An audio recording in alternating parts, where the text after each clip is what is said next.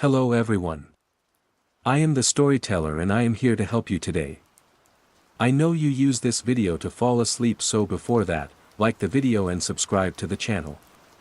Also, where are you from and what time are you watching? Now get comfortable and relax. Everybody's listening. Phase 1, the unsettling mundane. The first time it happened, I blamed the ancient wiring of Fallon's books. A woman with a sensible gray bob and a face pinched with mild irritation approached the counter, a slim volume of Yeats clutched in her hand. "I'm sorry," she said, her voice a crisp County Kildare brogue, "but could you possibly do something about that humming? It's frightfully distracting." I paused, my fingers hovering over the keyboard of the till. I listened.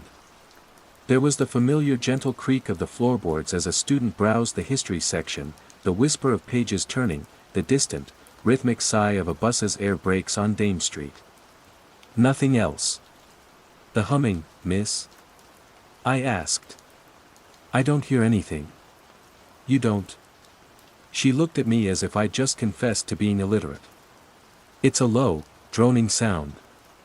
Quite insistent. From the lights, I'd imagine." To appease her, I flicked the main fluorescent bank off and on again. The old tubes flickered with a tired buzz hum that lasted all of 3 seconds before settling back into silence. "There now," I said, with a hopefully placating smile. She tilted her head, a bird listening for a worm. "No," she said, her certainty absolute. "It's still there." She paid for her book with a huff, shaking her head as she left, as if disappointed in the state of modern retail acoustics. I chalked it up to tinnitus and the uniquely stubborn convictions of a certain generation of Dublin shopper. My name is Cian. I sell second-hand books by day and play mediocre bass in a band called the Liffey Drifters by night. Or, more accurately, 2 nights a week and the occasional Saturday afternoon. My life is a collection of familiar rhythms, the clatter of the Lewis tram on my commute from Rialto, the smell of aging paper and floor polish in the shop, the thrum of a low E string vibrating against my chest in a cramped rehearsal space. I am a creature of sound, of frequencies and patterns. Which is why, perhaps, I should have paid more attention from the start. A week later, a young man in a drenched rain jacket came in, dripping onto the worn linoleum. He didn't browse. He just stood in the doorway, his head cocked at an unnatural angle. "Jesus," he muttered, his eyes wide. "It's even louder in here." He backed out, pulling his hood up as if to block out more than just the rain. I started doing my own diagnostics. I'd stand in the middle of the shop during quiet moments, closing my eyes, straining my ears. I unplugged the small bar fridge where my boss, Mr. Fallon, kept his milk. I checked the security camera monitor, the credit card machine, my own mobile phone. Nothing. Just the gentle, layered silence of 1,000 bound stories waiting to be told. The world outside the shop doors remained stubbornly normal. Dublin was its usual chaotic symphony, the screech and clang of construction near Trinity, the competing melodies of a dozen Grafton Street buskers, the roar of the crowd spilling out of a pub on a match day. It was a city that never shut up. The idea of a persistent, intrusive hum felt like a violation of its very character. My sister, Aoife, was the first person I mentioned it to. We met for our weekly pint at the Stag's Head, the pub's comfortable dinner welcome blanket of noise. "Weird thing at the shop," I said, after taking a long swallow of Guinness. "Couple of people have been complaining about a noise. A humming sound. But there's nothing there." Aoife, a pragmatist who designed user interfaces for a soul-crushing tech firm, barely looked up from her phone. "Dodgy electrics. Or they're just knackers, Cian. You get all sorts." This felt different, I insisted. They were so sure about it. One of them looked genuinely spooked. "Maybe it's one of those high-frequency things. For scaring off teenagers," she offered, scrolling through photos of a friend's new baby. "Or rats. Fallon's looks like it has its share of both." I let it drop. It sounded foolish when said aloud. Of course there was a rational explanation. It was always easier to assume a person was odd than to assume the world was. But the oddness began to leak out of the shop and into the city. I saw a man on the O'Connell Bridge, a sharp-suited finance type, standing perfectly still amidst the flow of pedestrians, his expensive leather briefcase dangling from his hand. His head was tilted, his expression one of intense concentration, like a man trying to decipher a conversation from across a crowded room. A tourist bumped into him and he didn't even flinch. He just stood there, listening. A few days later, I saw it again. A woman waiting for the bus, wearing a pair of bright yellow industrial ear defenders, the kind used by airport ground crew. She wasn't a construction worker. Her clothes were neat, professional. She stared straight ahead, a placid look on her face, while the diesel engine of the number 123 bus roared to a stop in front of her. She made no move to get on. The bus hissed and pulled away, leaving her on the pavement, serene in her manufactured silence. It was the smallness of it that was so unsettling. These were single frames in the sprawling, messy film of the city. Easy to miss. Easy to explain away. The man on the bridge was stressed. The woman with the ear defenders had a migraine. The customers in the shop were cranks. My mind, a musician's mind trained to find patterns, was desperately trying to connect dots that weren't there. Stress, I told myself. I hadn't been sleeping well. Our band had a gig coming up and Liam, our guitarist, was being flakier than usual. It was during a rehearsal that the pattern resolved into a terrifyingly clear image. We were in our usual lockout space, a damp, windowless room in an industrial estate in Inchicore that always smelled of stale beer and desperation. We were trying to nail down the bridge of a new song, a simple 4-chord progression. Liam kept missing his cue. "Come on, man," Declan, our drummer, grumbled, tossing a stick in the air. "It's not bloody prog rock." Liam was staring at his amplifier, his brow furrowed. "Sorry," he mumbled. "It's just that buzz.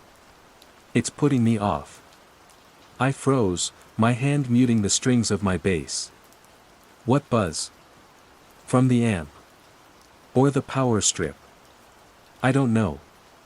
It's this weird, high whine. Can you not hear it?" Declan and I exchanged a look. "Mate, there's no buzz," Declan said. "Your gain's too high, maybe." "It's not the gain," Liam insisted, his voice taking on a whining quality of its own. He walked over to the wall and unplugged the entire power strip. The room was plunged into an abrupt, heavy silence. My ears rang with the ghost of amplification. "There," Liam said, a strange, beatific smile spreading across his face. "That's better." He stood there in the quiet, his head tilted slightly to the side. It was the exact same posture as the man on the bridge. "Liam?" I said, my voice sounding thin and weak in the unamplified room. He didn't answer. His eyes were unfocused, his smile serene. He was listening. Not to the silence, but to something in the silence. Something I couldn't hear. And for the first time, a sliver of genuine, cold fear lodged itself in my gut. This wasn't about faulty wiring or tinnitus. This was something else. A quiet contagion, spreading from ear to ear. A tune that only some people were cursed, or privileged, to hear. That night, I walked home instead of taking the Lewis. I needed the air.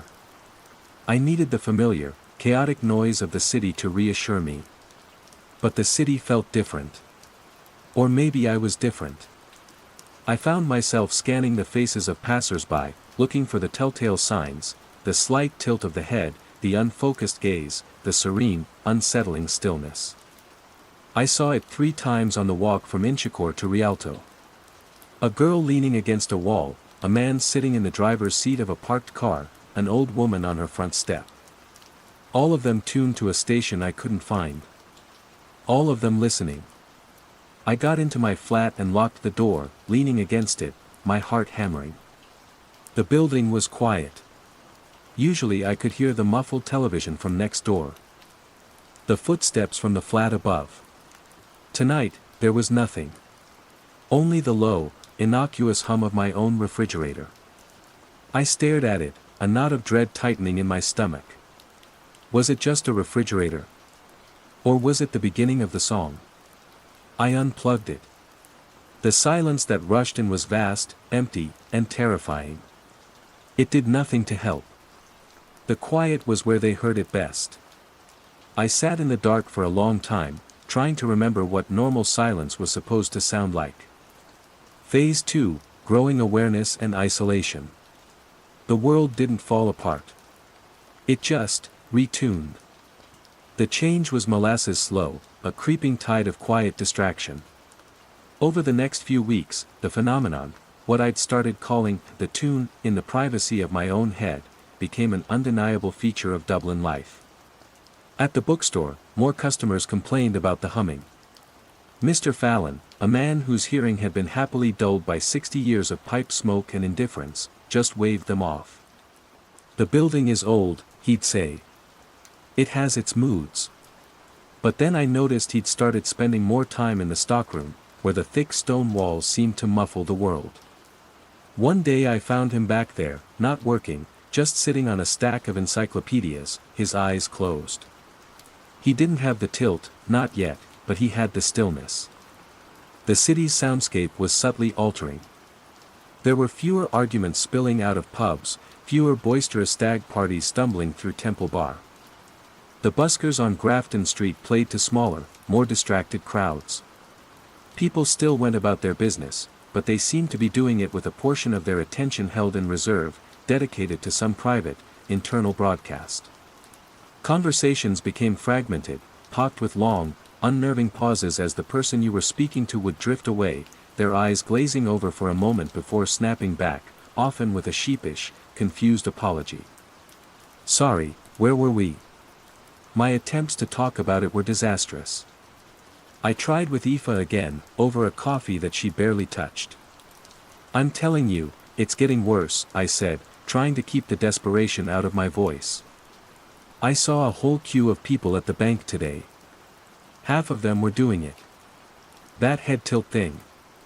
Kian, you're obsessing, she said, her tone the one she used when she thought I was being dramatic about the band. People are stressed. The economy's shite. Everyone's glued to their phones. You're just noticing it more because you're looking for it. Confirmation bias. It's not phones, Aoife. They're not looking at anything. They're listening. To what? She shot back, her patience fraying. Secret government radio waves. Leprechaun frequencies. For God's sake, get a grip. She suddenly paused, her brow furrowing. A faint line appeared between her eyebrows. There is a bit of a buzz in here, though. Like a bad fluorescent light. My blood ran cold. You hear it? Barely, she said, shaking her head as if to clear it. Probably just tired. I've had headaches all week. She changed the subject, talking about a project at work, but her sentences were stilted, her focus gone. She was listening, and she didn't even know it. My attempt to warn her felt like trying to describe the color red to someone born blind. My words were useless noise against the tune. I felt a chasm opening up between us, a gulf of static and unheard melody. I started a journal, a simple, black moleskine I filched from the shop. It felt clandestine, illicit. October 17th, saw a traffic warden on South William Street. She was standing in the middle of the road, car horns blaring around her. She didn't move. Had the tilt. A cyclist had to swerve to avoid her. He shouted, but she just smiled that same placid, empty smile. October 22nd. The Liffey drifters are done. Liam officially quit. Didn't even call. Sent a text. Can't focus on your noise. Need to hear the real music. Declan thinks he's on drugs. I know he's not. October 25th, tried to research online. Found a few scattered posts on a Reddit thread under r/Dublin. Anyone else hearing this constant hum? Most replies are jokes about the cure or suggestions to see a doctor for tinnitus. But one user, Cassandra_22, wrote, "It's not a hum. It's a signal. It's rewriting the source code."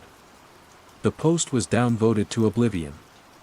The isolation was the worst part. It was a peculiar kind of loneliness, the loneliness of being the only person at a party who isn't in on the joke. The world was still full of people, but they were becoming inaccessible, their consciousnesses slowly being siphoned off to another channel. I was living in a city of ghosts, and I was the only one who could see the strings pulling them. My paranoia took on new dimensions. I began to distrust silence, but I also started to fear noise. Was the roar of a passing DART train covering the tune, or was it a part of it? Was the rhythmic beat from a car stereo a defense, or a carrier wave? I found myself watching people's feet, looking for a subtle, unconscious tapping, a rhythm I couldn't perceive.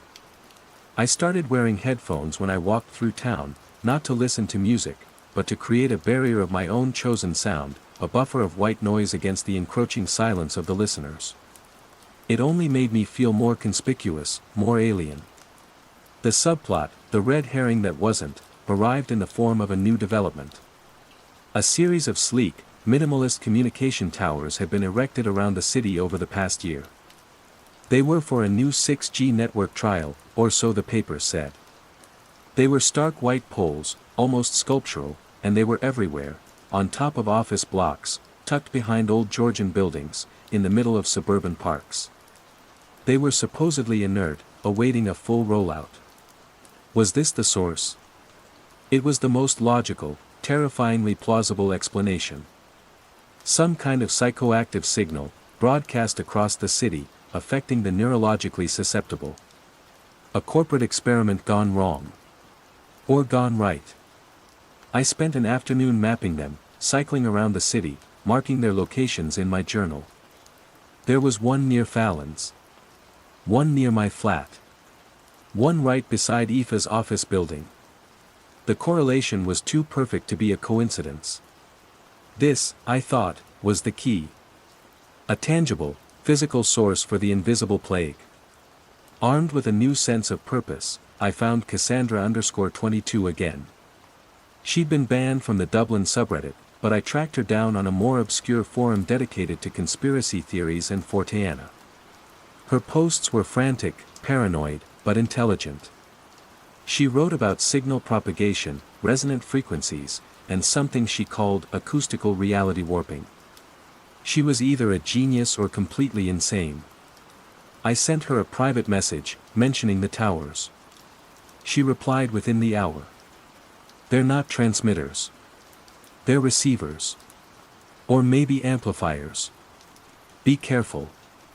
Listening to it is one thing. Understanding it is another. We agreed to meet. My heart hammered with a mixture of terror and hope. I wasn't alone. There was one other person. We met under the skeletal canopy of the Samuel Beckett Bridge, the wind whipping off the Liffey. She was younger than I expected, a Trinity student by the look of her, with tired eyes and a tense, coiled energy. She clutched a tote bag full of books on physics and bioacoustics. "Kian," she said, her voice low and quick. Her real name was Orla. "Orla. Thanks for meeting me. You see it too," she said. It wasn't a question. The tilt. The silence. The tune. For an hour, the dam of my isolation broke. We compared notes, our words tumbling over each other's in our haste to be understood. She'd noticed it a month before I had. Her roommate was one of the first. She'd meticulously documented the spread across campus. Her theory was more advanced than mine. "It's not technology, not in the way we think of it," she explained, her eyes scanning the faces of the people walking past us. "The towers aren't the source. They're focusing lenses. The signal itself is something else. Something older. The towers just give it a shape, a coherence it never had before. Older? What do you mean? Have you ever read about fairy music? The stories of people being led away by tunes no one else can hear. Who vanish for years or come back changed. Every culture has these myths. A sound that rewrites you. Maybe it was always here, a background radiation of reality. Faint. Sporadic. Now, something has amplified it. It was insane. It was folklore dressed up as physics. But it felt truer than any rational explanation. As she spoke, I watched her. She was animated, passionate, her hands gesturing wildly. And then, she stopped, mid-sentence. Her head tilted, just a fraction of a degree, towards the water. Orla. I said, my stomach clenching. Shoo, she whispered, a faint, wondrous smile touching her lips. Hang on. It's clearer, now. Being near you. I stared at her, horrified. What? I don't know. It's like, you're a dead zone. You're so silent, you make the tune stand out in relief. Like seeing stars when you turn the city lights off. Her eyes went distant, unfocused. She was gazing at something over my shoulder, something beautiful and terrible. Oh, she breathed. It's not a hum at all. It's a harmony. She had found her ally not in me, but in it. I wasn't a fellow survivor. I was a catalyst. A tuning fork that helped her hear the music of the spheres. I backed away slowly. Orla, come on. Snap out of it. She didn't hear me. She had joined the choir. I turned and fled, the sound of my own panicked footsteps on the pavement feeling like a profanity in a sacred space. The brief, beautiful hope of connection had curdled into the purest form of despair. I wasn't just alone, my very presence made the world worse for those I tried to save. I was the problem. My silence was the problem. Phase 3, the nature of the threat and escalation. My encounter with Orla shattered my last hope of finding an external, man-made cause. Her words, "You're a dead zone," haunted me. I wasn't just an observer, I was an anomaly. My immunity, my deafness to the tune, was an active quality, a void that somehow sharpened the signal for others. The horror shifted from what I was seeing to what I was. I retreated into Fallon's books, my self-imposed sanctuary and prison. I took on more shifts, grateful for the long, quiet hours surrounded by the dead thoughts of dead writers. The silence of the books was different from the silence of the listeners. It was a silence of completion, not of rapt attention. I abandoned my online research and turned to the store's own collection. Guided by Orla's talk of folklore, I delved into the dusty, neglected section on Irish mythology and antiquarian studies. I found what she was talking about, scattered through dozens of volumes. Tales of Sidhe music that could lure mortals into a hill for 100 years. Accounts of stray sods, enchanted patches of ground that could disorient a traveler, and whispers of Wame and Che Oil, the mythical cave of music, from which all tunes originated. It was all there, a cultural blueprint for the madness unfolding outside. These weren't just stories, they were field notes from earlier, smaller outbreaks. One book, a slim, privately printed volume from the 1920s titled On Resonant Geographies and the Etheric Hum by a disgraced Trinity Don named Alastair Finch, gave me the most terrifying framework.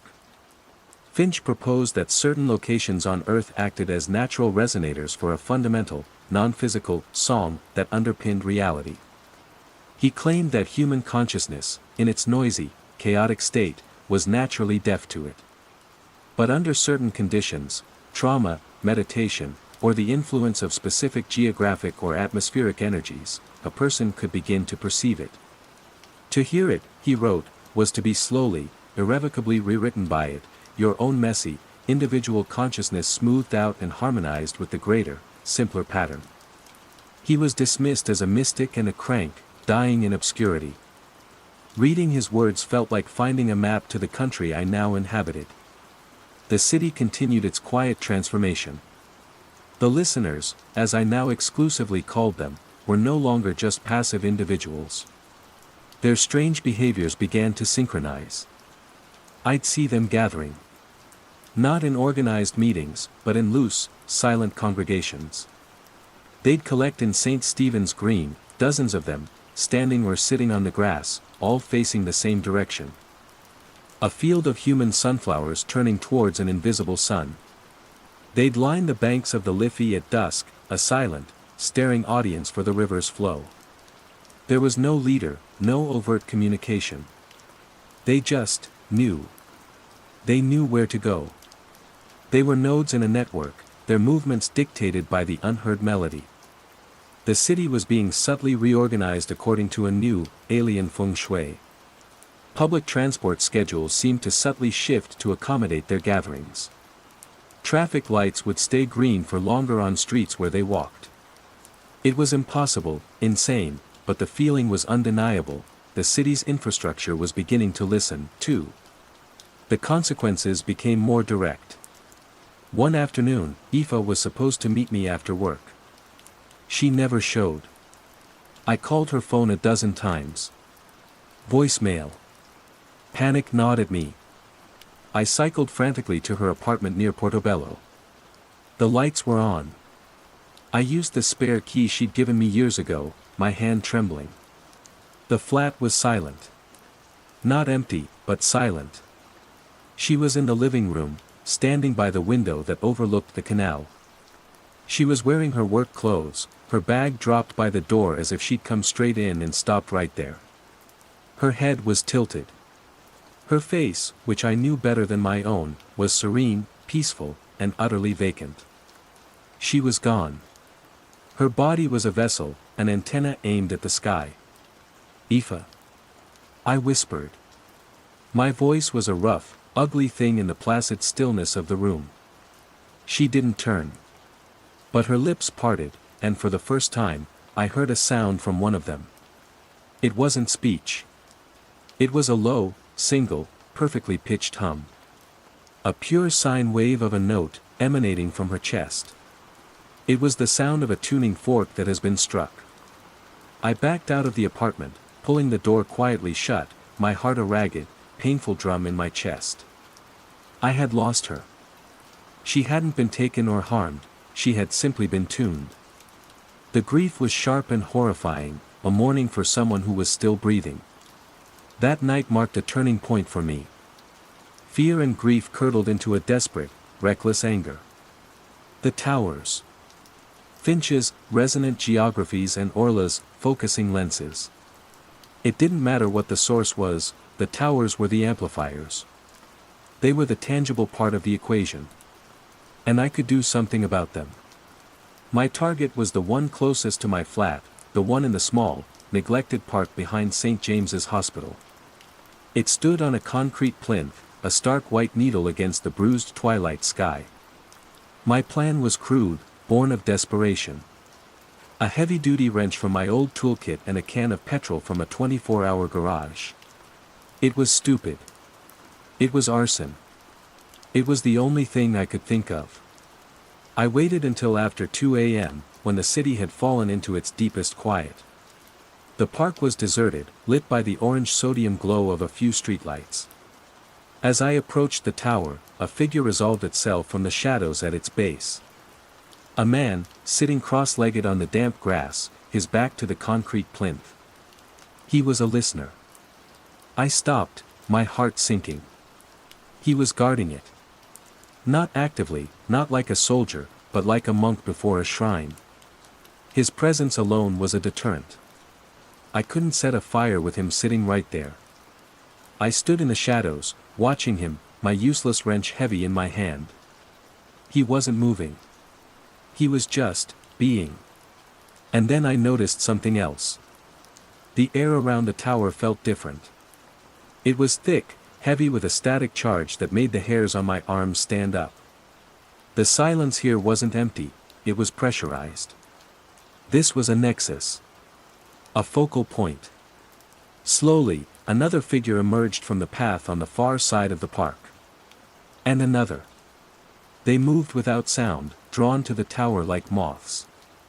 Within 10 minutes, there were at least 20 of them, forming a silent, concentric circle around the man at the base. They didn't look at each other.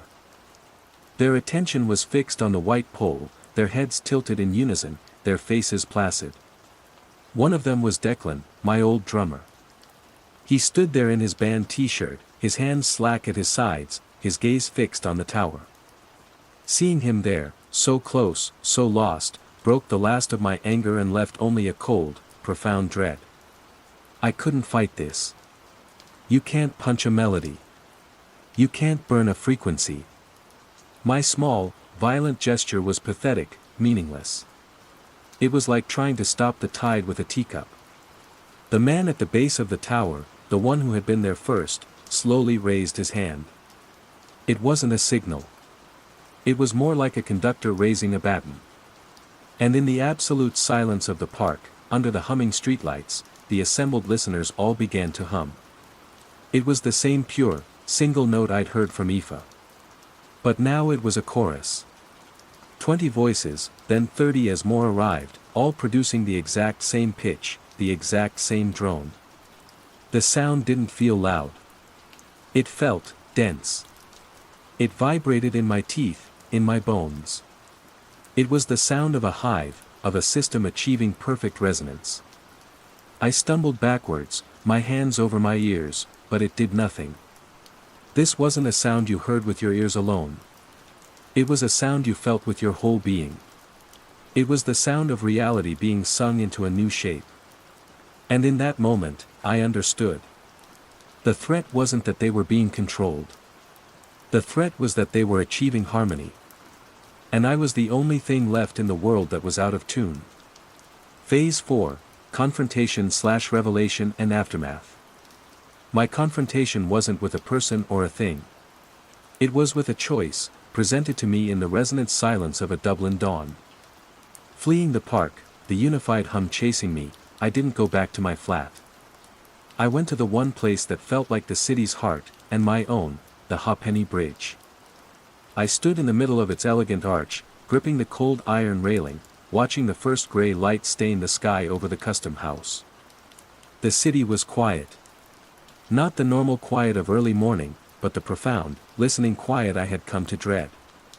And they were there. On both banks of the Liffey, stretching as far as I could see in either direction, were the listeners. Thousands of them. A silent, city-wide congregation. My sister. My bandmates. The woman from the bookshop. Orla. Strangers and faces I vaguely recognized. They lined the quays, shoulder to shoulder, a great, still mass of humanity, all staring east, as if awaiting a sunrise that was more than just a sunrise. They were waiting for the conductor's downbeat. I was alone on the bridge, a single, discordant speck in a perfectly arranged composition. This was it. The culmination. The grand performance. The fear was gone, burned away and replaced by a vast, hollow exhaustion. I couldn't run. Where would I go? The tune wasn't just in Dublin. Dublin was just where the orchestra had assembled first.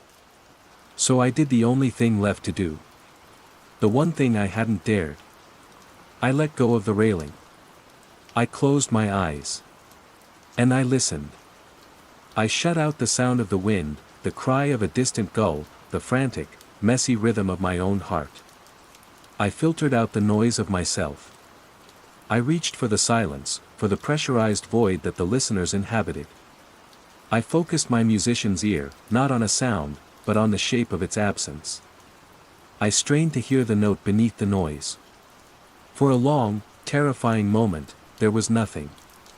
Just the familiar, lonely landscape of my own perception. And then, a flicker. It wasn't a sound. It was the ghost of a sound, an echo in reverse. A single, impossibly pure tone, resonating somewhere in the bones of my skull. It was a note of such profound, simple beauty that it made every song I had ever loved seem like a child's clumsy scrawl. It was the tonic note of the universe, the frequency at which reality itself vibrated. And it held a promise. A promise of an end to anxiety, to grief, to the chaotic struggle of being a singular, separate self. It promised peace. Not the peace of silence, but the peace of perfect harmony, of joining the choir and becoming a part of the great, simple, eternal song. It was the most tempting thing I had ever experienced. It was the offer of oblivion, dressed as salvation. To let go of Kian, with all his stupid fears and failed ambitions, and just be a note. I saw Aoife's face in my mind, her expression of serene vacancy. This was what she had found. This peace. This terrible, beautiful simplicity. My heart hammered against my ribs, a frantic, defiant, offbeat drum solo. My individuality, the very thing that had isolated me, was my only defense. The messy, complicated, painful noise of being me. I clung to it. I thought of the out-of-tune piano in our first rehearsal space, the crackle of a vinyl record, the clumsy argument I'd had with Aoife about who borrowed whose charger. I flooded my mind with the static of memory, the dissonance of life. The tone receded. The beautiful, terrible promise faded, leaving me shivering and gasping on the bridge, the echo of its perfection a new kind of wound. I had looked into the abyss, and the abyss had offered me a seat in the orchestra. I had refused. The sun broke over the horizon.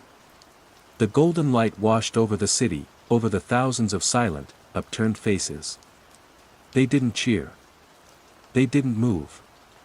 They simply basked in it, and as one, their collective hum rose in pitch, a great, silent crescendo marking the arrival of their conductor. I opened my eyes. I was still Kian. Still alone. I hadn't won. I had only made my choice.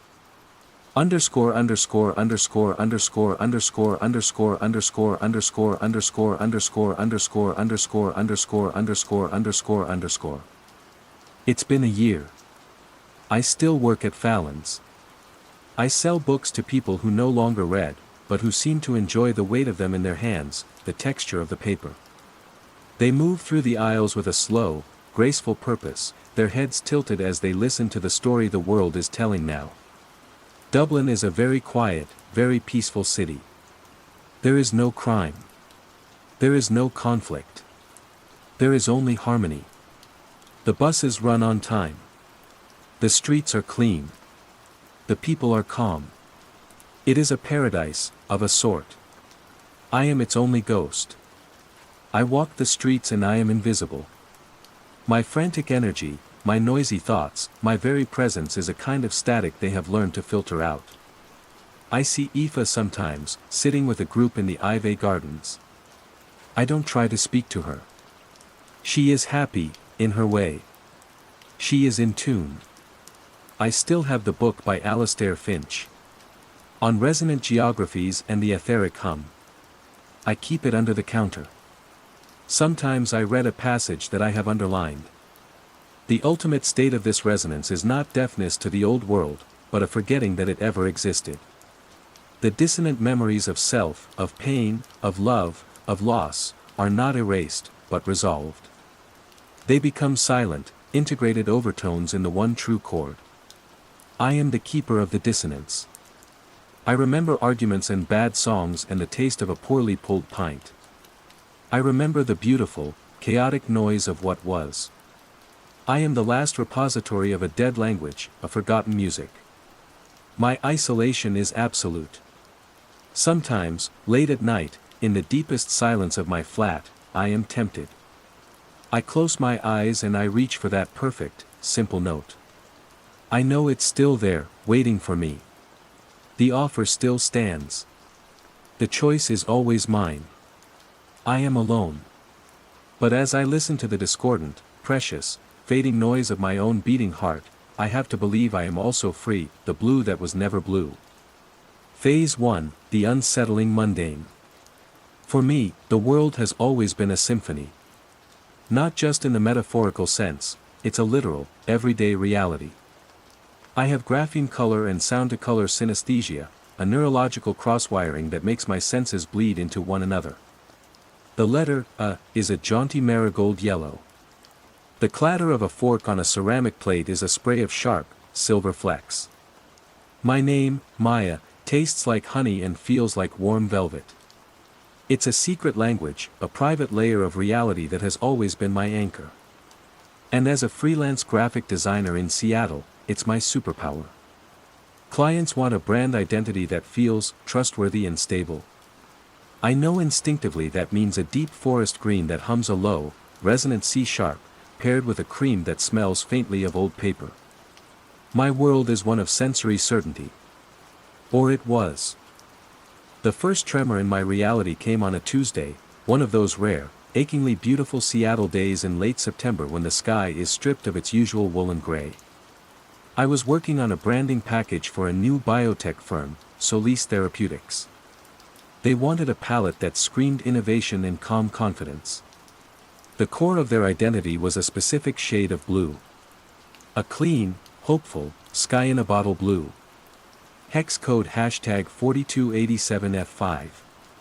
For me, that blue was always the same. It was the sound of a single, clear note played on a glass harmonica.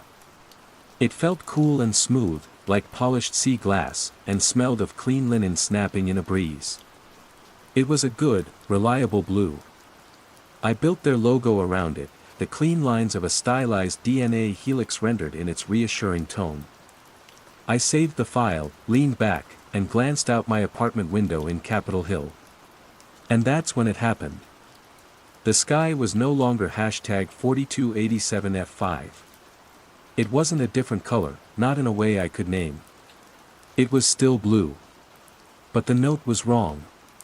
The clear, crystalline hum was gone, replaced by a faint, high-pitched ringing, like feedback from a cheap microphone. The smell of clean linen was soured with the acrid tang of ozone, the scent of an impending electrical storm. The feeling of smooth glass was gone, replaced by the texture of fine-grit sandpaper against my teeth. I blinked, rubbing my eyes. Stress. I'd been staring at the screen for 6 hours straight. Too much coffee, not enough water. I stood up, stretched, and walked away from the window. It was just eye strain. It had to be. The next day, I sent the initial mock-ups to Solis Therapeutics. The reply came within an hour from their marketing lead, a man named Peterson. The email was terse. Subject, Solis branding, first pass. Maya. This isn't what we discussed. The blue is aggressive. It's jarring. Please refer back to the brief and our agreed upon color palette.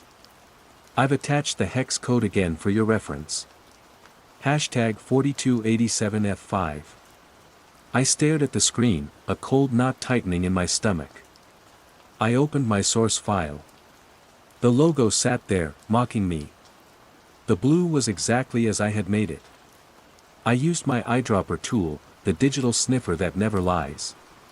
The color code popped up, #4287F5. It was correct. But it wasn't. My synesthesia screamed at me. This blue on my screen, this supposed #4287F5, was the same abrasive, ozonic, scraping blue I'd seen in the sky. It wasn't the calm, clear note I had chosen. It was a shriek. How could Peterson, a man who likely saw color as just color, feel the same dissonance I did? He called it aggressive, jarring. He was translating my complex sensory revulsion into corporate speak. My first thought was a technical one. A glitch. It had to be a problem with my monitor's color calibration. Or a bug in the new OS update. I spent the rest of the day in a frustrating fugue state, running diagnostics, resetting my color profiles, rebooting in safe mode. I even dug out my old laptop, fired it up, and opened the file. The same wrong blue stared back at me. The same sandpaper texture filled my mouth. That evening, I walked to the QFC for groceries, determined to clear my head. The world felt tilted. The blue of the handicap parking space stencils seemed to buzz audibly. The blue stripes on a discarded coffee cup looked sharp enough to cut. The entire visible spectrum of cyan, cerulean, azure, and navy had been hijacked by this single, sour note. I tried to rationalize it. Maybe this was a new development in my synesthesia. A neurological hiccup. Maybe it was the early sign of a migraine. Any explanation was better than the one whispering from the back of my mind, that the color itself had changed. I was in the checkout line when I saw it. The cashier, a young woman with tired eyes, was scanning my items.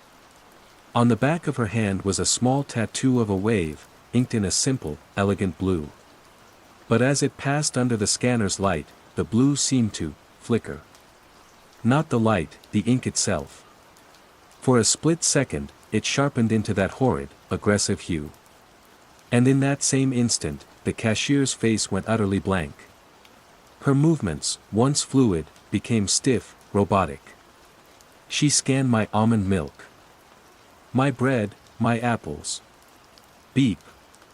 Beep. Beep. Her eyes were fixed on the small blue light of the credit card terminal, her expression empty, placid. Then she blinked, and she was back. "That'll be $21.54, she said, her voice normal again. I paid, my hand trembling as I took the receipt. I hurried out of the store, my heart hammering against my ribs. It wasn't just me. I wasn't imagining it. And whatever it wasn't just on my screen, or in the sky. It was out here. It was spreading. And for the first time in my life, I was afraid of a color. Over the next 2 weeks, my world shrank. The blue plague, as I started calling it in the privacy of my own head, was insidious. It was in the precise shade of the Seattle police cars, which now made my gums ache when they drove past.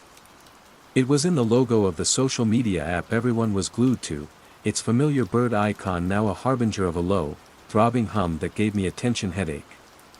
My work became a minefield. I lost the Solis Therapeutics contract, and 2 others followed.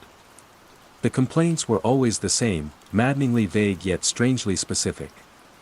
The palette feels off. There's an anxious quality to the branding that we can't put our finger on. It's not calming. It's the opposite of calming. They were all talking about the blue.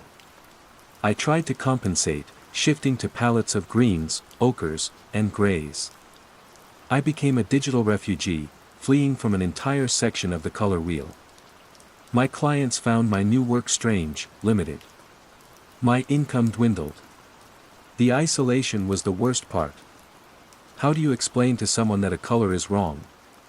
I tried, once, with my sister, Sarah. She was a pediatric nurse, pragmatic and grounded in a way I'd always envied. "May, it's just a color," she said over the phone, her voice laced with the weary patience she usually reserved for stubborn 4-year-olds. "Maybe you have a vitamin deficiency. Or you're just seriously burned out. You work alone all day, staring at a screen. It's bound to mess with your head." "No, Sarah, you don't understand," I insisted, my voice rising with a desperation that sounded like hysteria even to me. "The hex codes are changing. I'll type in one thing, and when I open the file later, it's shifted. Just by a digit or 2. Hashtag 4287F5 becomes hashtag 4287F6. It's like the data itself is decaying. Or being overwritten." There was a long pause. "Okay, Maya. That sounds like you should talk to someone. Professionally. I'm just worried about you." I hung up, the conversation leaving a bitter taste in my mouth. She thought I was having a breakdown. Maybe I was. To cling to my sanity, I began to document everything in a locked digital journal. I took screenshots of color pickers, noting the subtle shifts in the codes.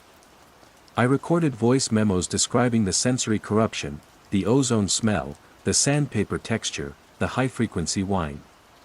I used my phone to take pictures of the wrong blue out in the world, the sky, a corporate logo, a recycling bin. The maddening part was that in the photographs, the blue looked normal. The camera couldn't capture the wrongness. It could only capture the light, not the essence. The corruption wasn't in the wavelength, it was in something else. Something deeper. The phenomenon was camera shy. It was as if reality was being gaslit, and I was the only one who noticed. My research led me down increasingly strange rabbit holes. I read about mass psychogenic illnesses, anomalous light phenomena, and theories of simulated reality. Most of it was conspiratorial nonsense, but it was more comforting than the silence of the mainstream world. During one late-night search, I stumbled upon a fringe Seattle urban exploration forum. A user named Echo_7 posted a series of blurry photos of strange graffiti tags appearing around the city. The symbol was a simple geometric shape, 3 wavy, parallel lines stacked vertically, intersected by a single straight line. It was almost like a stylized letter E or a fragment of a circuit diagram. The poster noted that these tags seemed to appear only on municipal property, utility boxes, sewer grates, the concrete bases of streetlights. I felt a jolt of recognition. I had seen that symbol. I dismissed it as just another piece of street art. But now, thinking back, I realized I'd only seen it in places where the blue felt particularly aggressive, particularly loud. On a utility box near the QFC. On a streetlight pole downtown that flickered with an unnervingly bluish-white light. On the side of a bus shelter whose digital ad screen was a constant, piercing blue. This was my subplot. My red herring that felt like a lifeline. It was a pattern. A tangible clue in a world of sensory chaos. I decided to try one last time to find an ally. Not my sister, but someone I thought might be on my wavelength. Liam was a painter I'd known since college. He worked with physical media, oils and acrylics, and his whole life was about the nuance of color. He wouldn't be biased by digital glitches. We met at a coffee shop in Fremont. The place was all warm wood and the rich, brown smell of roasting beans. A haven. I brought my laptop, my hands shaking slightly as I opened the Solis Therapeutics file. Okay, Liam. Look at this, I said, turning the screen towards him. Tell me what you feel from this blue. He leaned in, his artist's eyes taking it in. He was quiet for a long moment. I held my breath, praying he'd feel the shriek, the aggression, the wrongness. It's interesting, he said finally, stroking his chin. It's very vibrant.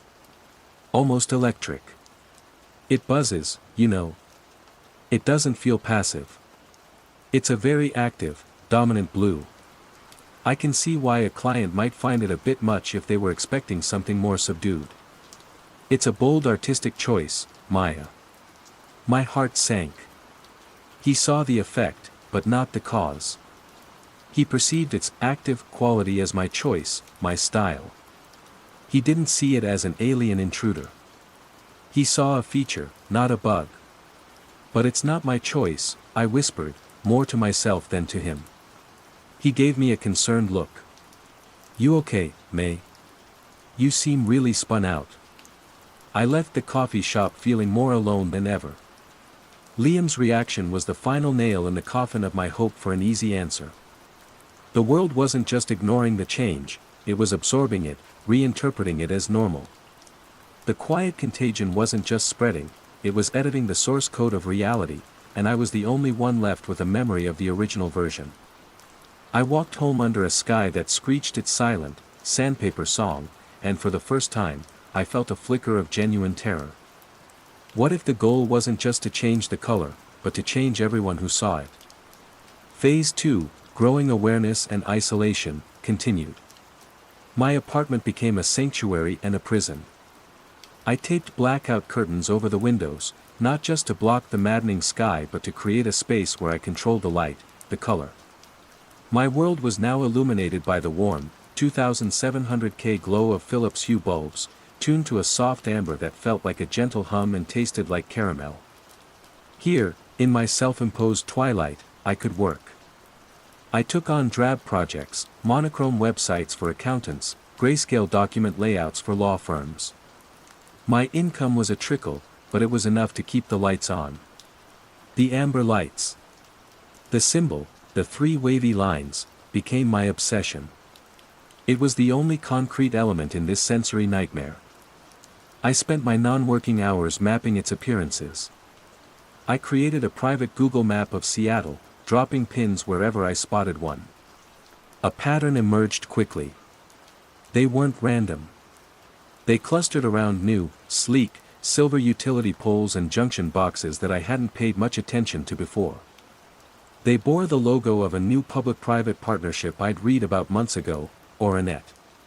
Oranet, Seattle's connected future.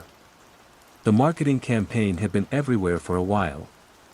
It promised free, high-speed, citywide public Wi-Fi. A utopian vision of digital equity and smart city infrastructure.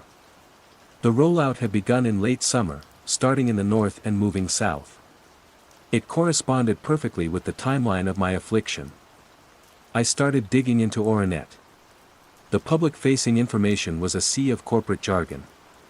The technology was proprietary, developed by a shadowy tech conglomerate called Cognitive Sphere Dynamics.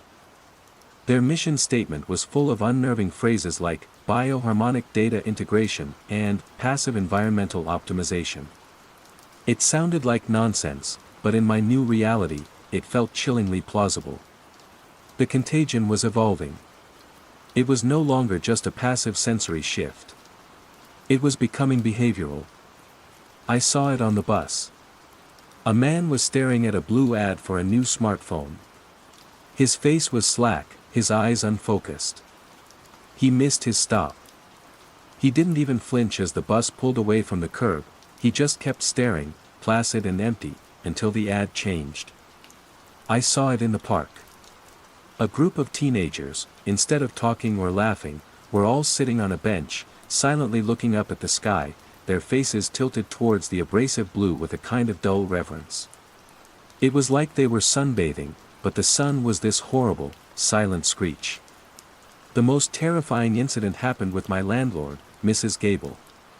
She was a sweet, elderly woman who lived downstairs and occasionally brought me homemade cookies.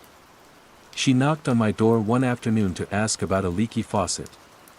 "My goodness, Maya, it's like a cave in here," she said, squinting into the amber gloom.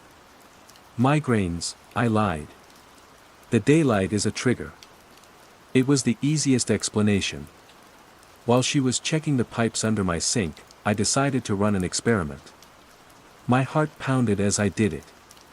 I called her over to my computer. "Mrs. Gable, could you do me a favor? My monitor's been acting up. Can you tell me if these two colors look different to you?" I had prepared a simple web page. On the left was a square of the bold blue, a color I had saved from a project file from a year ago, a color that still felt smooth and clear in my memory. On the right was a square of the new blue, the buzzing, sandpaper horror. She peered at the screen.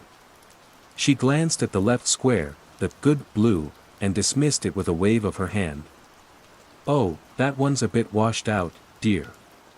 Then her eyes settled on the square on the right. The wrong blue. A change came over her. The worry lines on her face smoothed out. Her posture softened. A slow, gentle smile spread across her lips. "But this one," she murmured, her voice becoming dreamy, distant. "Oh, this one is just lovely.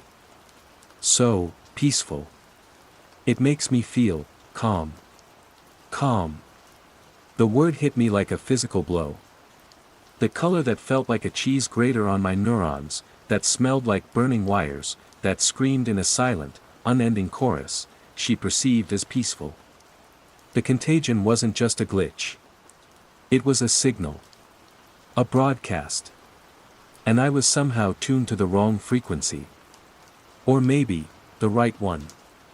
Maybe I was hearing the raw, untranslated signal, while everyone else was receiving the filtered, processed, calming message.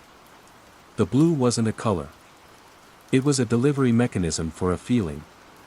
A program. And everyone, from the cashier to the man on the bus to my sweet, gentle landlord, was running it. I thanked Mrs. Gable, my voice a strained whisper. After she left, I leaned against the closed door, my body trembling. This was a war, and I was losing. Not just losing, but I was the only one who even knew a war was being fought. My isolation was absolute. I wasn't just seeing things differently, I was living in a fundamentally different reality from everyone around me. My synesthesia, once my gift, was now my curse, an antenna picking up the terrifying truth behind the static. I had to get out. The thought bloomed in my mind, a desperate, powerful need. I couldn't stay in Seattle. I had to go somewhere the Oranet hadn't reached. Somewhere rural, somewhere off the grid. Somewhere the sky might still be the right kind of blue. I started planning my escape. I sold my expensive design software licenses and my good camera. I converted the money to cash. I packed a single go bag, a few changes of clothes, a burner phone, my old laptop with its precious documentation, and a stash of cash. I studied maps, looking for small towns in the middle of nowhere, far from any major city. A place in eastern Montana, maybe. Or the high desert of Oregon. But before I could leave, the blue escalated again. Phase 3, the nature of the threat and escalation. The blue began to organize. It started subtly. I noticed that the blue LED lights on Wi-Fi routers, once blinking randomly, now pulsed in a slow, synchronized rhythm. Streetlights, especially the new ones with the Oranet symbol at their base, no longer just cast light, they projected faint, shimmering patterns of blue onto the pavement, geometries that shifted and reformed, almost like a language. My peripheral vision would catch them, briefly, a complex mandala of blue light would blossom on a brick wall, only to vanish when I turned to look directly. The behavior of the affected was also changing. It was no longer just passive placidity. I saw a group of people standing on a street corner, all wearing some article of blue clothing, a blue jacket, a blue scarf, a blue hat. They weren't talking.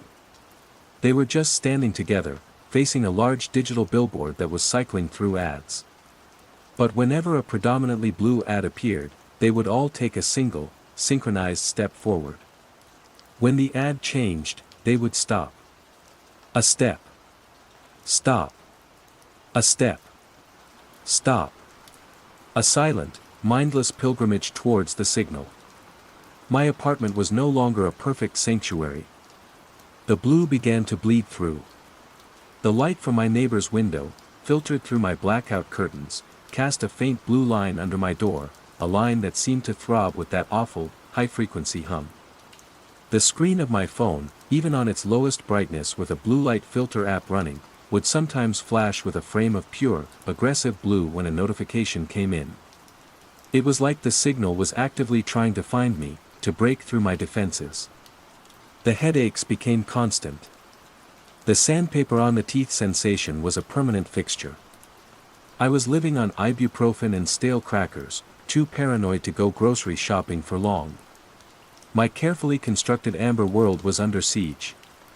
One night, desperate for some connection to the old world, I made the mistake of logging into a video call for a family event, my cousin's engagement announcement. My face, illuminated by the amber glow of my room, looked jaundiced against the bright, cheerful backdrops of my relatives. "Maya, are you feeling all right?" my aunt asked, her face pixelated but her concern clear. On the screen behind her, a blue vase holding flowers pulsed with the wrongness. Next to my uncle's head, a painting of a seascape seemed to writhe. The blue sweater my cousin wore was a screeching cacophony. I felt a wave of nausea. "I'm fine," I mumbled, trying to focus on their faces. Then Sarah, my sister, angled her camera to show off her new apartment. "And look, May, I finally got that accent wall painted like we talked about." She panned over to a wall painted a deep, rich shade of navy blue. On my screen, it wasn't navy. It was a howling abyss of the new blue, a solid wall of pure, concentrated wrongness. The sensory assault was instantaneous and overwhelming. The hum became a physical pressure inside my skull. The smell of ozone was so strong I gagged. The sandpaper texture felt like it was stripping the enamel from my teeth. I slammed my laptop shut, panting, sweat beading on my forehead. The echo of the blue remained, seared into my retinas. They were living in it. Decorating their homes with it. Embracing it. The contagion wasn't just in the public sphere anymore, it was being invited into the most intimate spaces of their lives. My escape plan, once a desperate hope, now became an urgent necessity. I had to leave. Now. I decided to make one last supply run. I needed a physical map, a compass, things that didn't rely on a signal. I chose a big outdoor recreation store on the edge of the city, hoping it would be less saturated with the signal than the dense urban core.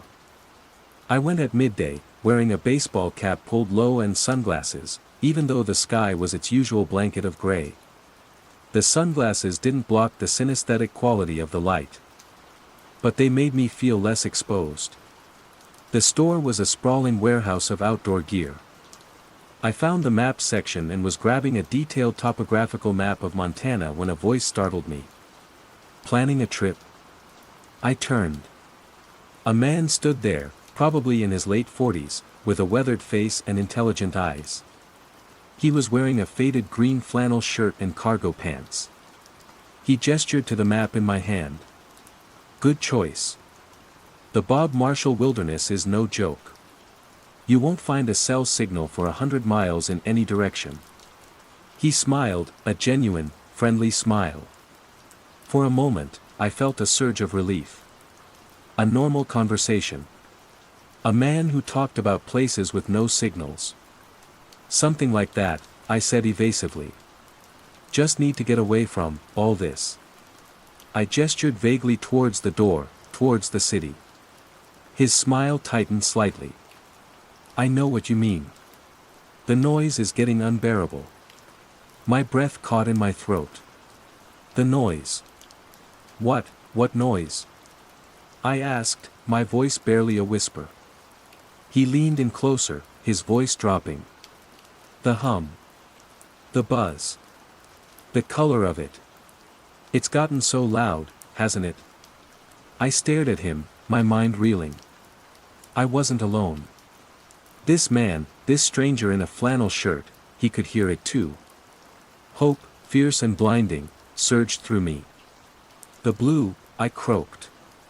You see it in the blue. He nodded slowly, his eyes boring into mine. At first. Now, it's starting to bleed into the other colors, isn't it? A little bit in the greens.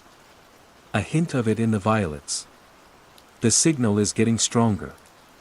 They're broadening the bandwidth. He knew. He understood. He was experiencing the same thing. I felt a dizzying rush of validation that almost brought me to my knees. Who are you? I asked. Name's David, he said. I used to be a network engineer. Before I started noticing anomalies in the city's data infrastructure that no one else could see. My theories didn't make me very popular. He gave a wry, humorless laugh. They called it a psychotic break. Took my credentials. An ally. A temporary ally, the thought flashed through my mind, remembering the phases of my self-written prophecy of dread. But right now, he was real. We have to get out, I said, gripping the map so hard the paper crinkled. We have to go where the network can't reach. David's expression shifted. The friendliness in his eyes was replaced by something else, something I couldn't quite read. Pity. Out. There is no out, he said softly. I thought that too, at first.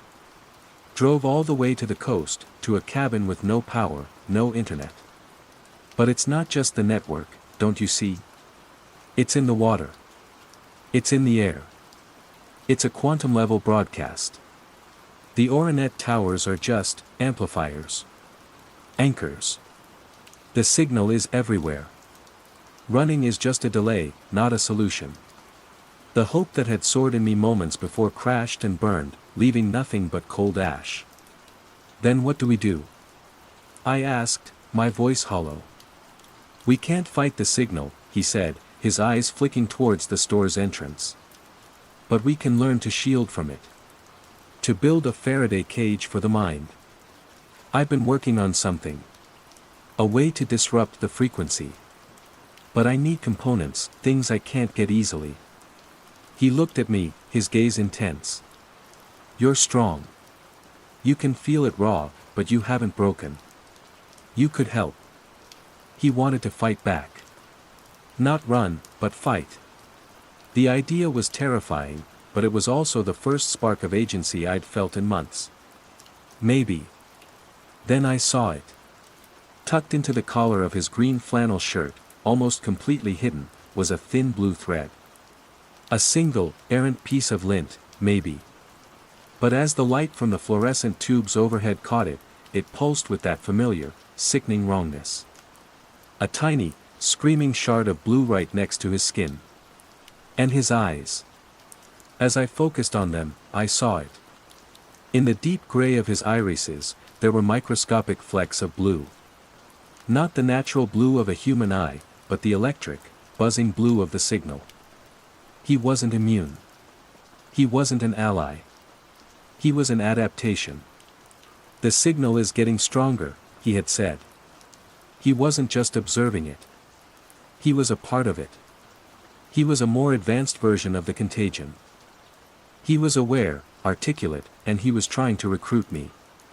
Was he lying about fighting it? Or did the signal itself now believe it was fighting itself, new, more complex layer of deception? My blood ran cold. This was the escalation. The threat was no longer just a passive, placid influence. It was intelligent. It could mimic resistance. It could offer false hope. I have to go, I stammered, backing away. David's face fell, a look of genuine disappointment crossing his features. Don't you see? You can't go back to hiding. It will find you. Working with me is the only way. No, I said, turning and walking quickly, almost running, towards the exit. Maya, he called after me. I froze, my hand on the door. He had never asked my name. I didn't look back. I pushed through the doors and out into the gray afternoon, my heart a frantic drum against my ribs. The world outside seemed different now. The enemy wasn't just a color anymore. It had a face. It had a voice. And it knew my name. My escape was no longer a plan. It was the only thing left. Phase 4, Confrontation/Revelation and Aftermath. I fled. I didn't go home. David knew my name, he might know more. I went straight to my car, a beat-up old Honda that was my last significant possession. My go bag was already in the trunk. The map I'd bought, the one David had commented on, felt tainted, but it was all I had.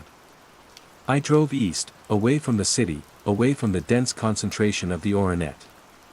I drove until the Seattle skyline was a memory, until the 5-lane highways bled into 2-lane country roads. With every mile, I felt the screeching hum of the blue lesson, fading from a roar to a shout, then to a persistent whisper. The sandpaper texture in my mouth eased. The pressure in my skull subsided. I drove for 10 hours, stopping only for gas, paying with cash, avoiding eye contact. I ended up in a cheap motel in a dusty, forgotten town in the arid plains of eastern Washington. The sign outside had a flickering neon cactus, its green mercifully free of any blue corruption. The room smelled of stale cigarettes and pine-scented cleaner. It was the most beautiful smell in the world. That night, for the first time in months, I slept without the amber glow, without the hum, without the fear. I slept a deep, dreamless sleep. When I woke, the sun was streaming through a gap in the thin curtains. I lay there for a moment, basking in the quiet. Then, I sat up and looked out the window. The sky was a vast, cloudless expanse. And it was blue. My breath hitched. I approached the window cautiously, like one might approach a sleeping predator. I peered out at the sky above the flat-roofed buildings and dusty streets. It was a soft, gentle blue. The blue of my memory. The blue of a robin's egg. In my synesthetic mind, it hummed with that clear, perfect, glass harmonica note. It smelled of clean linen and petrichor. It was right. It was the true blue. Tears streamed down my face. Tears of relief, of pure, unadulterated joy. I had done it. I had escaped. The signal hadn't reached here. David was wrong. There was an out. For the next few weeks, I lived a quiet, circumspect life. I found a small, furnished room to rent by the week. I told people I was a writer on a retreat. The town was small enough that no one cared. The world was blessedly, beautifully normal. The blue in the faded flag outside the post office, the blue of the denim in the local thrift store, it was all correct. The contagion was a nightmare confined to the city, a localized madness I had left behind. My journal, my screenshots, my recordings, they started to feel like artifacts from another life, evidence of a fever dream. The quiet and the normalcy were a balm, healing the raw nerves the city had frayed. I started to believe I could build a new life here, in the silence. The confrontation came not with a bang, but with a dial-up tone. I had been rationing my use of my old laptop, but I needed to check my bank balance. I bought a prepaid data card from the local convenience store and, with a sense of deep foreboding, connected to the internet. The connection was painfully slow. As the banking portal loaded, an ad popped up in the sidebar. It was for a local internet provider. Cascade link, connecting our community. Blazing fast speeds coming soon. A proud partner of the Oranet initiative. The words hit me like a physical shock. Oranet. Here. My hands flew to the trackpad, my research instincts taking over. I found a local news article. The town council had unanimously approved a partnership with Cognitive Sphere Dynamics 3 months ago. The installation of the new smart infrastructure was scheduled to begin next week. They were praised for their forward-thinking approach, for bringing cutting-edge technology to their rural community. The article was accompanied by a photo of the smiling mayor shaking hands with a CSD executive. On the table between them was a brochure. Its cover was a solid, hopeful, brilliant blue. The scream started in my mind again, faint but unmistakable. The ozone scent returned. David's words echoed in my head. Running is just a delay, not a solution. It wasn't a localized madness. It was a global rollout. I hadn't escaped. I had just been in an area that was next on the list. There was no out. The quiet contagion was patient. It was methodical. And it was coming for everyone. My sanctuary was about to become another cell in the prison. I had a week, maybe 2, before the sky here started to sing its wrong song. I sat there, in my quiet room, the normal sunlight streaming through the window, and I was faced with the final choice. I could run again, drive further into the wilderness, chase the shrinking pockets of silence until there were none left. Live as a permanent refugee, always one step ahead of the signal, until I had nowhere left to go. Or I could stop running. My synesthesia was my curse. It was the antenna that picked up the raw, painful signal. But David's words came back again. You're strong. You can feel it raw, but you haven't broken. My gift wasn't a vulnerability.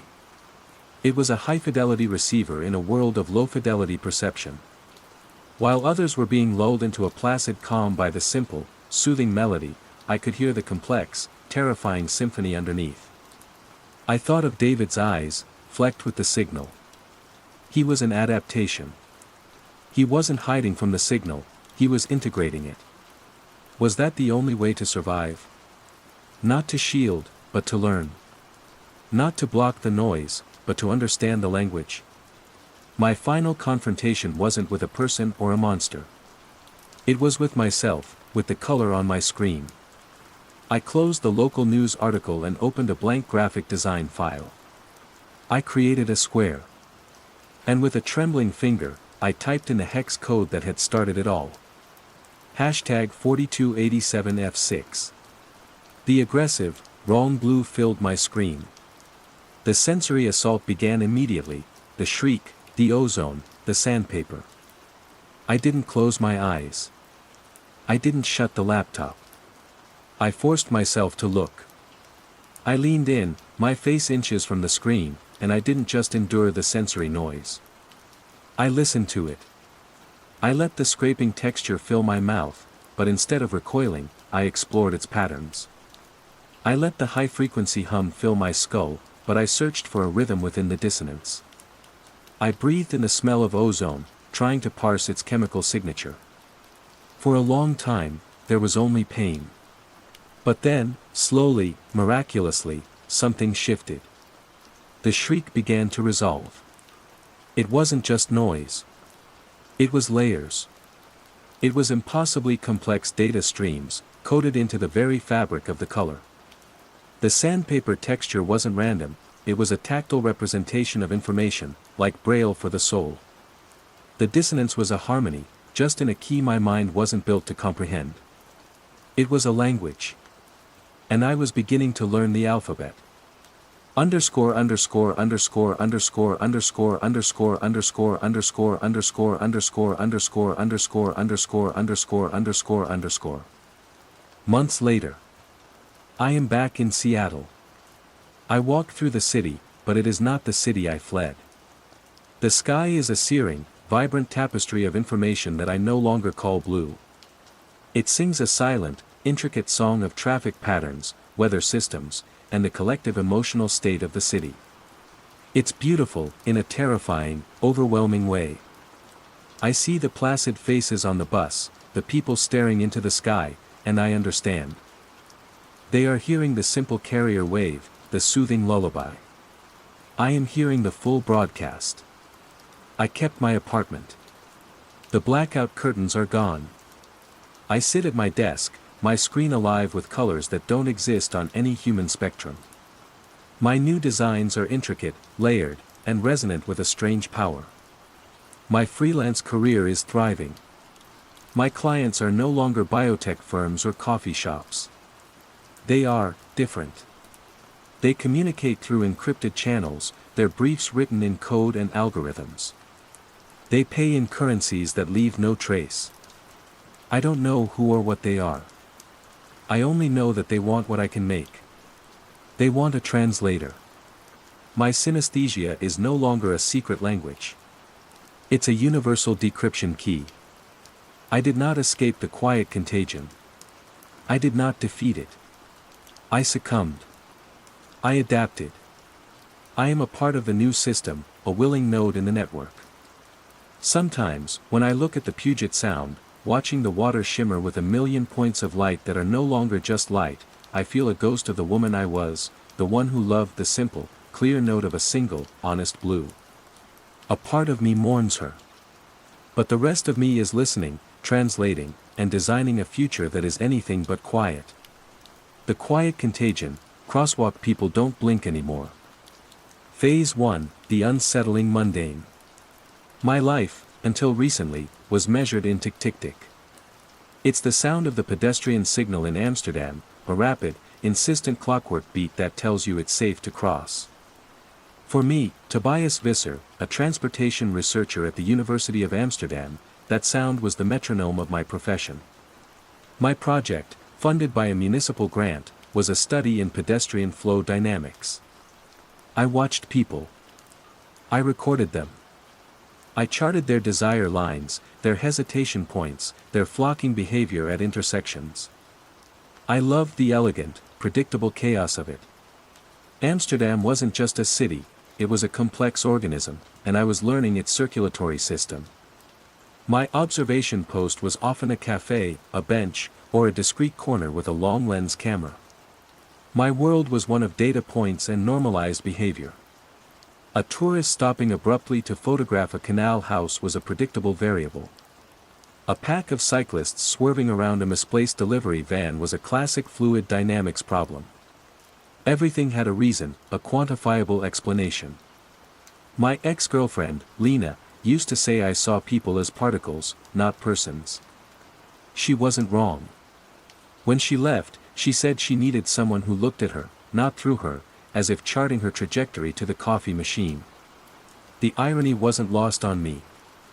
I was good at observing systems, less so at participating in them. The breakup left a void, which I promptly filled with more work. More data. More hours staring at the city's pulse. The first time I saw it, I dismissed it as fatigue. I was at the busy intersection of Leidsestraat and Prinsengracht, a nexus of tourists, trams, and purposeful locals. The tick-tick-tick of the pedestrian light began its frantic countdown. A wave of people surged forward. And in the middle of this human river, a man in a crisp business suit simply stopped. He was mid-stride, one polished brown shoe hovering an inch above the zebra crossing. His hand, holding a leather briefcase, was frozen in its swing. His head was tilted slightly upwards, his gaze fixed on a point somewhere in the milky, overcast sky. It wasn't a dramatic pose. It was a glitch. A frame of video snagged on a buffer. The river of people flowed around him, parting like water around a stone. No one seemed to notice. No one bumped into him. After 3, maybe 4 seconds, he completed his step. His head returned to a normal angle. He glanced at his watch and strode on, melting back into the crowd as if nothing had happened. I jotted it down in my notebook: male, 40s, suit. Mid-crosswalk pause, approximate 4s. Potential microsleep. Atypical. I drank my lukewarm coffee and told myself it was nothing. The city was full of oddballs. A week later, it happened again. This time, at the crossing near the Rijksmuseum. A young woman with a bright red scarf. The light turned green, the tick-tick-tick began. She took one step off the curb, then froze. Her right hand, which had been reaching to adjust her headphones, stopped by her ear, fingers splayed. Like the man in the suit, her head was tilted up. I was further away this time, but her posture was eerily similar. A perfect, unmoving tableau for a few seconds, then she snapped back to life, adjusted her headphones, and hurried across, oblivious. My scientific mind scrambled for explanations. A new viral marketing campaign. A silent, citywide performance art piece. But there were no logos, no one handing out flyers, no denouement. It was seamless and, most disturbingly, completely ignored by everyone else. The instances began to accumulate in my notes, a small but growing collection of impossible moments. A cyclist at the Vigilstraat intersection, poised on his pedals, looking skyward. A woman on the Magierbrug, hand resting on the railing, repeating the motion of tapping her fingers 3 times, then freezing, before continuing her walk. I started calling them bloops and pauses in my private log. The first real tremor of fear came when I reviewed my surveillance footage. I had a camera set up overlooking the intersection of Spui and Kalverstraat, a river of shoppers. I was scrubbing through the day's recording, looking for data on group dispersal patterns. And there it was. At precisely 14:32, the tick-tick-tick started. In the dense crowd, I saw not 1, but 3 people simultaneously exhibit the behavior. A teenage boy, a delivery driver, and an elderly woman. They didn't freeze completely, but their actions became synchronized. The boy raised his phone as if to take a picture. The driver, 10 feet away, raised his clipboard. The woman, across the street, raised her handbag. All 3 tilted their heads upwards at the exact same angle. They held the pose for 6 seconds, then all 3 lowered their arms in unison and resumed their individual paths. My heart hammered against my ribs. This wasn't a coincidence. This was a pattern. The footage was grainy, but it was undeniable. The movements were too precise, too synchronized to be random. It was like watching a trio of marionettes being controlled by the same unseen hand. I leaned closer to the monitor, my breath fogging the screen. The other pedestrians swirled around them, their movements fluid and normal. They didn't react. They didn't even seem to register the pocket of profound strangeness in their midst.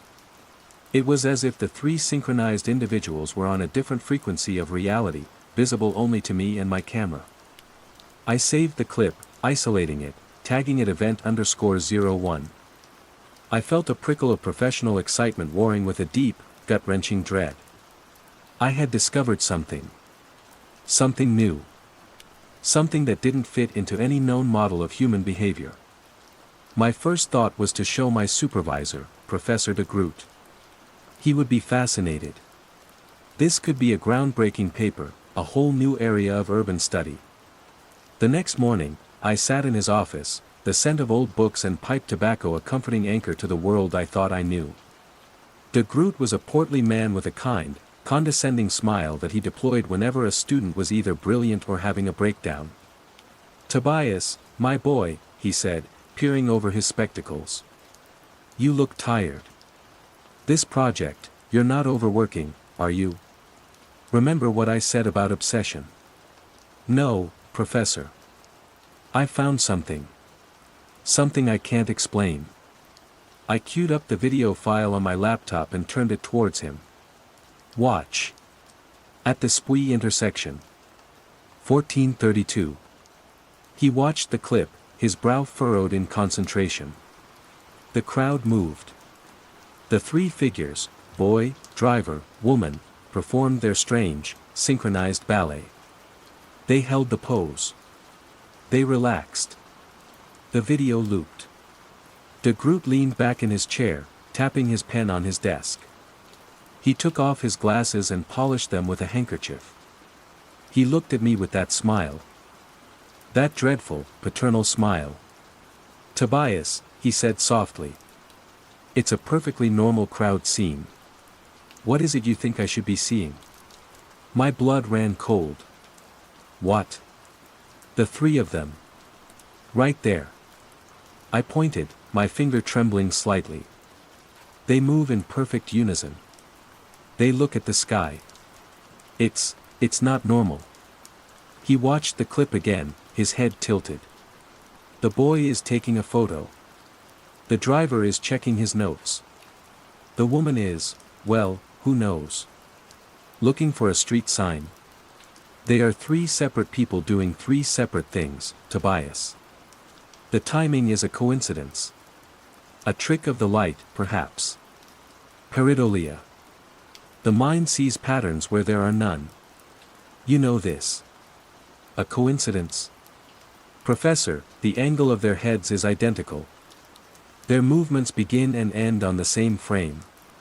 You're seeing things that aren't there, son, he said, his voice now laced with genuine concern. You've been staring at these screens for too long. You're stressed. Grieving the breakup with Lena, perhaps. It's understandable. Take a week off. Clear your head. Go to the coast. Forget about the crosswalks for a while. I left his office in a daze. My hands were shaking. He hadn't seen it. He had looked directly at the evidence, at the impossible synchronicity, and his brain had edited it out, smoothing it over into something mundane. He hadn't just disagreed with my interpretation, he had denied the primary data. It was like I had shown him a video of a levitating car, and he had complimented the traffic flow. Walking home, the city felt different. The familiar tick-tick-tick of the crosswalks no longer sounded like a helpful guide. It sounded like a trigger. A signal. And with every beat, I felt a growing, terrifying certainty. I wasn't the one who was seeing things. I was the only one who was seeing things as they really were. Phase 2, growing awareness and isolation. The world didn't change overnight. It bled. The creeping wrongness seeped into the corners of my days, staining the familiar fabric of my life in Amsterdam. De Groot's dismissal had lit a fire in me, a frantic need to prove I wasn't insane. The grant money be damned, my project was no longer about pedestrian flow. It was about the quiet contagion. I began to document obsessively. My small apartment overlooking the single canal, once a haven of scholarly clutter, transformed into a paranoid command center. I bought 3 more high-resolution cameras with my own savings, placing them in rented windows overlooking key intersections I'd identified as hotspots: Dam Square, the Muntline, and the junction by the Central Station. My laptop was perpetually running, recording 4 feeds simultaneously. My walls became a mosaic of city maps, covered in colored pins and interconnected threads of yarn, like something from a detective film. Red pins for pauses. Blue for loops. Yellow for synchronized events. The patterns became sharper, more terrifyingly elegant. The events were clustered, not random. They always occurred during the pedestrian crossing phase. The tick-tick-tick was the constant. And the skyward glance was always there, a shared, silent prayer to an empty sky. The people affected were of all ages, all demographics. Tourists, locals, young, old. The only thing they had in common was their momentary, shared disassociation. My isolation deepened. I tried to show my colleague, Ben, a fellow researcher who I'd always shared a cynical sense of humor with. I cornered him in the break room, my laptop open to a new, even more damning clip: a group of 5 people at the Muntline, all turning their heads to the left in perfect, fluid unison, tracking something I couldn't see, before snapping back to face forward. "Ben, look," I whispered, my voice hoarse. "Just watch." He squinted at the screen. "All right, Toby. What am I looking at?" "There. Did you see it?" The head turned. "All of them. At once." Ben watched it again, then looked at me, his expression a mixture of pity and concern. "Mate, they're looking at the tram. You can see the reflection in the shop window. A tram was coming. People look at trams. It's called self-preservation. No, the tram passed 5 seconds before. I checked the other angles. They're not looking at anything. The movement is unnatural. Too smooth." "You okay, man?" he asked, placing a hand on my shoulder. "You've been weird since Lena left. De Groot said you were under a lot of strain." And there it was again. The wall of placid denial. My evidence, my crystal clear proof, was being refracted through their perception into something normal, something easily dismissed. They weren't just disagreeing, they were rewriting my reality, pathologizing my perception. Was this part of the contagion? The inability to see it? Was I the glitch, or were they? I stopped trying to show people. I became a ghost in my own life, haunting the digital streams of my city. I ate at my desk, slept in fits and starts, my dreams filled with the rhythmic tick-tick-tick and silent, upturned faces. The beautiful, intricate dance of Amsterdam that I had once admired now looked like the mindless twitching of a dying nerve. This is when Elsbeth entered the picture. My search for patterns had led me down a strange rabbit hole. The hotspots, the intersections with the highest frequency of events, didn't seem to correlate with traffic volume or pedestrian density. On a whim, I overlaid my pin-covered map with historical maps of Amsterdam from the 17th century. A faint, chilling correlation emerged. The most active intersections were often located over old, filled-in canals, forgotten marketplaces, or, in 3 cases, sites of public executions. This historical tangent led me to the Amsterdam City Archives and to Elsbeth Schmidt. She was a curator of old maps, a woman who seemed to be woven from dust and parchment. Her hair was a wispy gray cloud, and her fingers were stained with ink. She moved through the silent, cavernous archives with a reverence that bordered on worship. I told her I was researching the historical resonance of certain urban spaces, a vague enough premise to hide my spiraling paranoia. I showed her my map, with the hotspots marked. She peered at it through a magnifying glass, her breathing a soft, papery sound. "Interesting," she murmured, tracing a line with one long, bony finger. "You've marked the old Gapers Crossroad here. And this one, this was the Eel Gutters Inlet before it was paved over in 1882. A foul, cursed bit of water," they said. I felt a thrill. She was connecting dots I couldn't. Cursed. What do you mean? Oh, you know, she said with a dismissive wave of her hand. Folklore. Every city has its ghosts, Mr. Visser. Its old pains. Amsterdam more than most. We live on reclaimed land, on top of mud and water and memory. The city doesn't forget. She seemed like a dead end, a romantic eccentric lost in the past. I thanked her for her time, feeling foolish. Folklore and curses weren't data. They weren't evidence. But the city kept providing evidence. The contagion was evolving. The loops were becoming more complex. I witnessed a new phenomenon, one I chillingly dubbed the weave. At a crowded crossing, instead of pausing, the affected individuals would walk through each other, their paths intersecting in impossibly close quarters without ever touching, moving with a preternatural grace that defied probability. They moved like a school of fish, a single consciousness guiding their limbs. It was beautiful and it was utterly monstrous. The isolation was becoming unbearable. I felt like a man trapped behind one-way glass, shouting at a world that couldn't hear me. My own reflection in the dark screen of my monitor began to look alien. My eyes were wide, bloodshot. I had lost weight. My meticulous notes were becoming peppered with frantic, scrawled questions. Is the sound a trigger or a carrier? What are they looking at? Am I immune?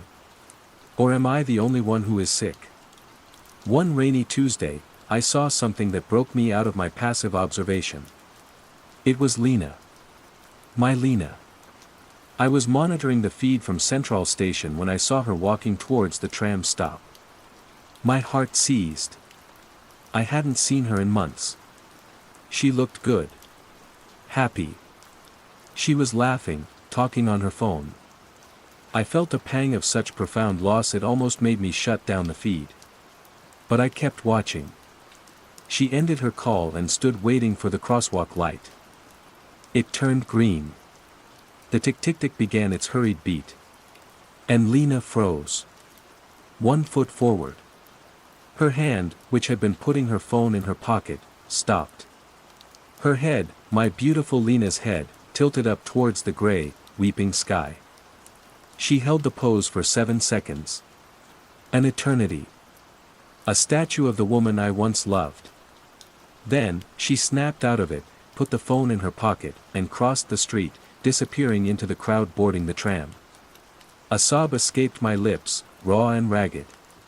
It wasn't an abstract data point anymore. It wasn't a stranger. It had her. The contagion, the quiet, creeping wrongness, had touched her. The thought that she had experienced that moment of blankness, that puppetry, and was now continuing her day with no memory of it, was more horrifying than anything I had yet witnessed. This wasn't research anymore. It was a rescue mission. But how do you rescue someone who doesn't even know they're a prisoner? I shut down the feeds. The maps on my wall seemed to mock me. I had to understand the mechanism. I had to find the source. My half-baked historical theory felt flimsy, but it was all I had. I grabbed my coat. I had to go back to the archives.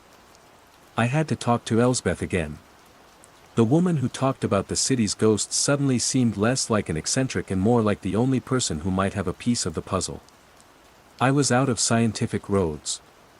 It was time to explore the cursed inlets and the haunted crossroads. Phase 3, the nature of the threat and escalation. My return to the city archives felt different. The hushed silence no longer felt peaceful, it felt watchful. Elsbeth looked up from a massive, leather-bound atlas as I approached, a flicker of something that might have been recognition in her pale eyes. Mr. Visser, she said, her voice a dry rustle. Back so soon? Have our ghosts been whispering to you? I dropped my bag on the heavy oak table with a thud that echoed in the cavernous room. I need your help, I said, my voice low and urgent. I didn't have the energy for pretense anymore. It's not about historical resonance. Not really. Something is happening in this city. At the places on that map I showed you. People, they're malfunctioning. I pulled out my laptop, my hands shaking as I opened the file with the footage of Lena. I didn't want to watch it again, but I had to. I turned the screen to Elsbeth. "Please," I said. "Just watch her."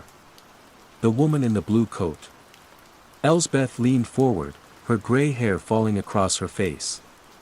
She watched the clip. She saw Lena walk. She saw the light change, heard the faint tick-tick-tick from my laptop speakers. She saw Lena freeze, her head tilting upwards. She watched the full 7 seconds of stillness. I held my breath, bracing for the familiar denial, the concerned look, the suggestion of a holiday. Elsbeth leaned back, her expression unreadable. She didn't look concerned. She didn't look shocked. She looked intrigued. "Yes," she murmured, more to herself than to me. "Of course. The signal is clearer now." My mind stuttered. You see it?" "I see a woman answering a call," she said, her eyes fixed on the screen. "Not the one in her hand. The older one. The one that comes from the ground." She finally looked at me, and for the first time, I saw a sharp, intense clarity in her gaze. "You are a man of data, Mr. Visser. You see the twitch, but not the nerve." "I see the nerve. You've been mapping the city's nervous system." It was the validation I craved, wrapped in the terrifying language of a mystic. She saw it. I wasn't crazy. But her explanation was even madder than my own fears. "What are you talking about?" I demanded. "What call? What signal?"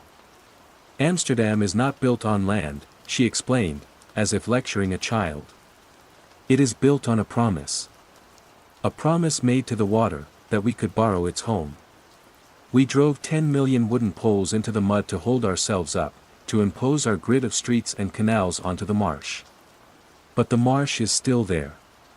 The water remembers. You think the tick-tick-tick of your crosswalks is for the people?" She gave a dry, humorless laugh. "It's a tuning fork, Mr. Visser. Modernity's little pulse. Trying to keep the old rhythm at bay. But sometimes, especially where the memory is strong, the old canals, the places of great emotion, the city's own rhythm breaks through.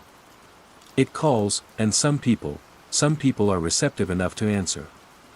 My scientific mind reeled, trying to translate her poetry into a workable hypothesis. The sound frequency.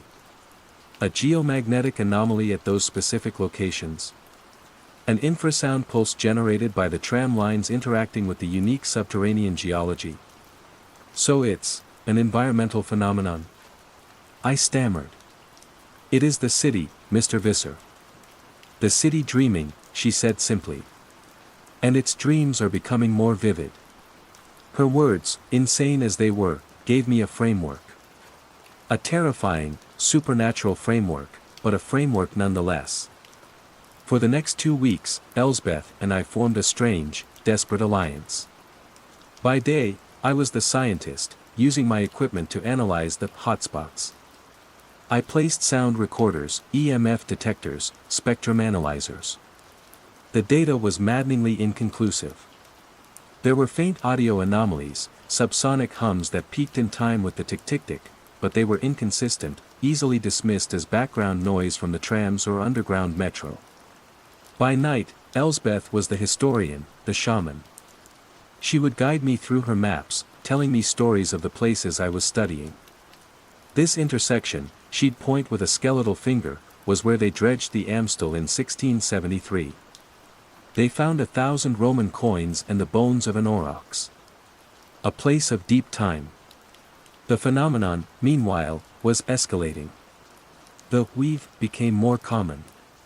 Then came a new behavior, one that was impossible to ignore, even for the most oblivious bystander. I called it the murmuration. At Dam Square, as the crossing signal began, an entire crowd of 50 or 60 people froze. Then, as one, they all turned to face the royal palace. They stood in perfect silence for a full minute, a silent, unblinking army, before the release came and they all shuddered back into motion, shaking their heads, looking confused, as if waking from a dream they couldn't recall. This time, people noticed. There were gasps, shouts. People pulled out their phones to record. But the moment it was over, a strange placidity descended. People would look at their footage and what they saw was just a crowd milling about. The event was erased from the record, from their memories, as soon as it concluded. The contagion wasn't just in the affected, it was in the observers, a self-correcting mechanism that aggressively maintained normalcy. Only I, and now Elsbeth, seemed to be immune to this collective amnesia. The city is protecting its dream, Elsbeth said when I told her. It smooths the ripples. My sense of being an observer was shattered. I was now a target. One evening, I was tracking a small loop event on the Rockin', a man endlessly adjusting his bicycle seat. I was filming from across the street. Suddenly, the man stopped. He looked directly at me. Across 60 feet of traffic, his eyes locked with mine. They were blank, utterly devoid of recognition.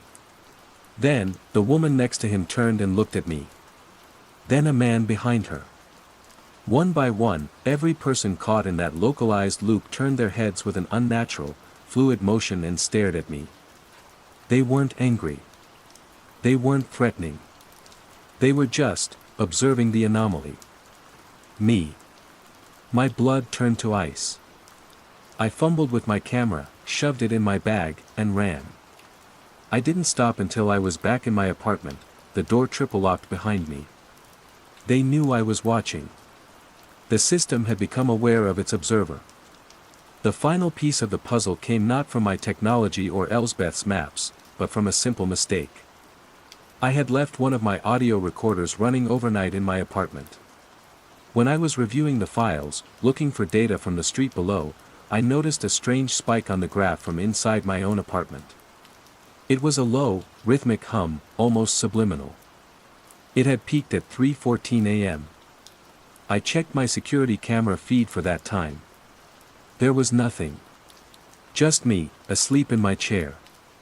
But then I saw it. I was asleep, yes, but my right hand, which was resting on my desk, was tapping. A slow, steady rhythm. Tap. Tap. Tap.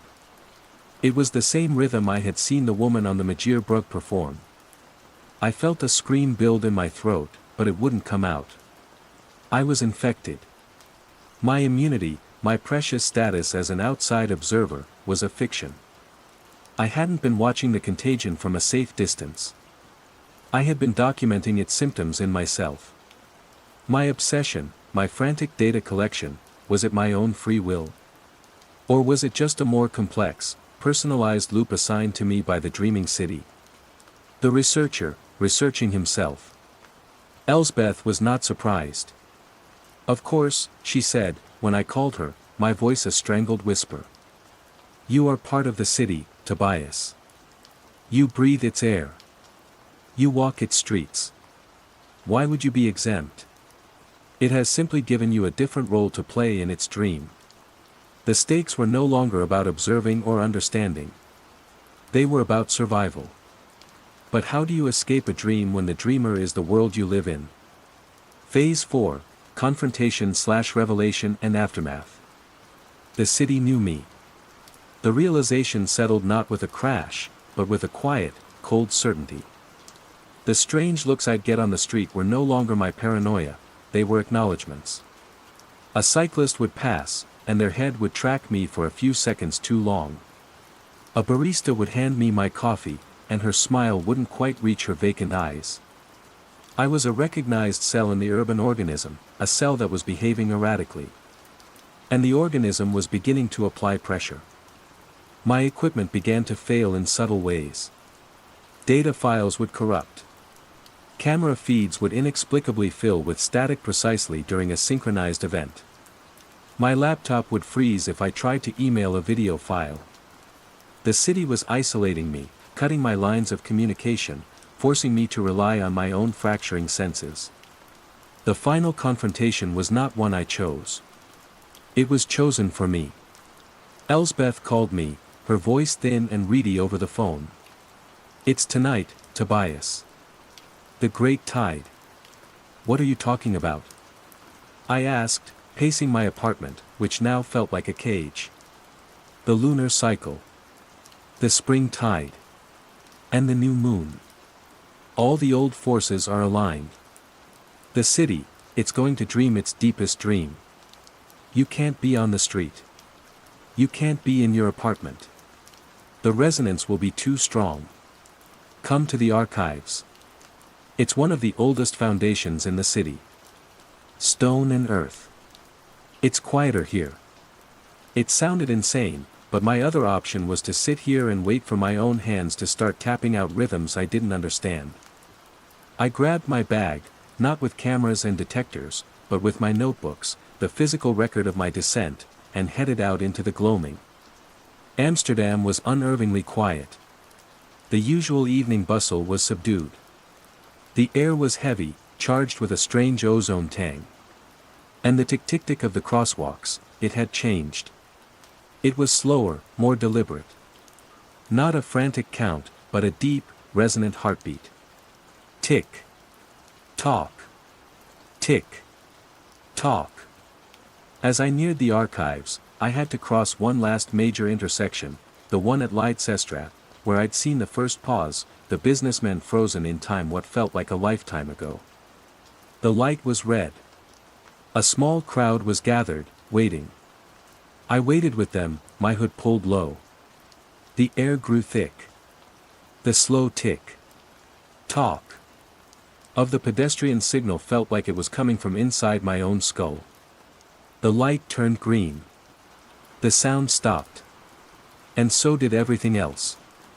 It wasn't a pause or a loop. It was a full stop. Every person on that intersection, on all four corners, froze. Cars, trams, bicycles, all silent. The world had become a photograph. And then, the dream began. As one, every single person turned their head. Not towards the sky, but inwards, towards the center of the intersection. And they began to move. Not walking, but gliding. They flowed into the street, their paths weaving with that same impossible, frictionless grace I had seen before.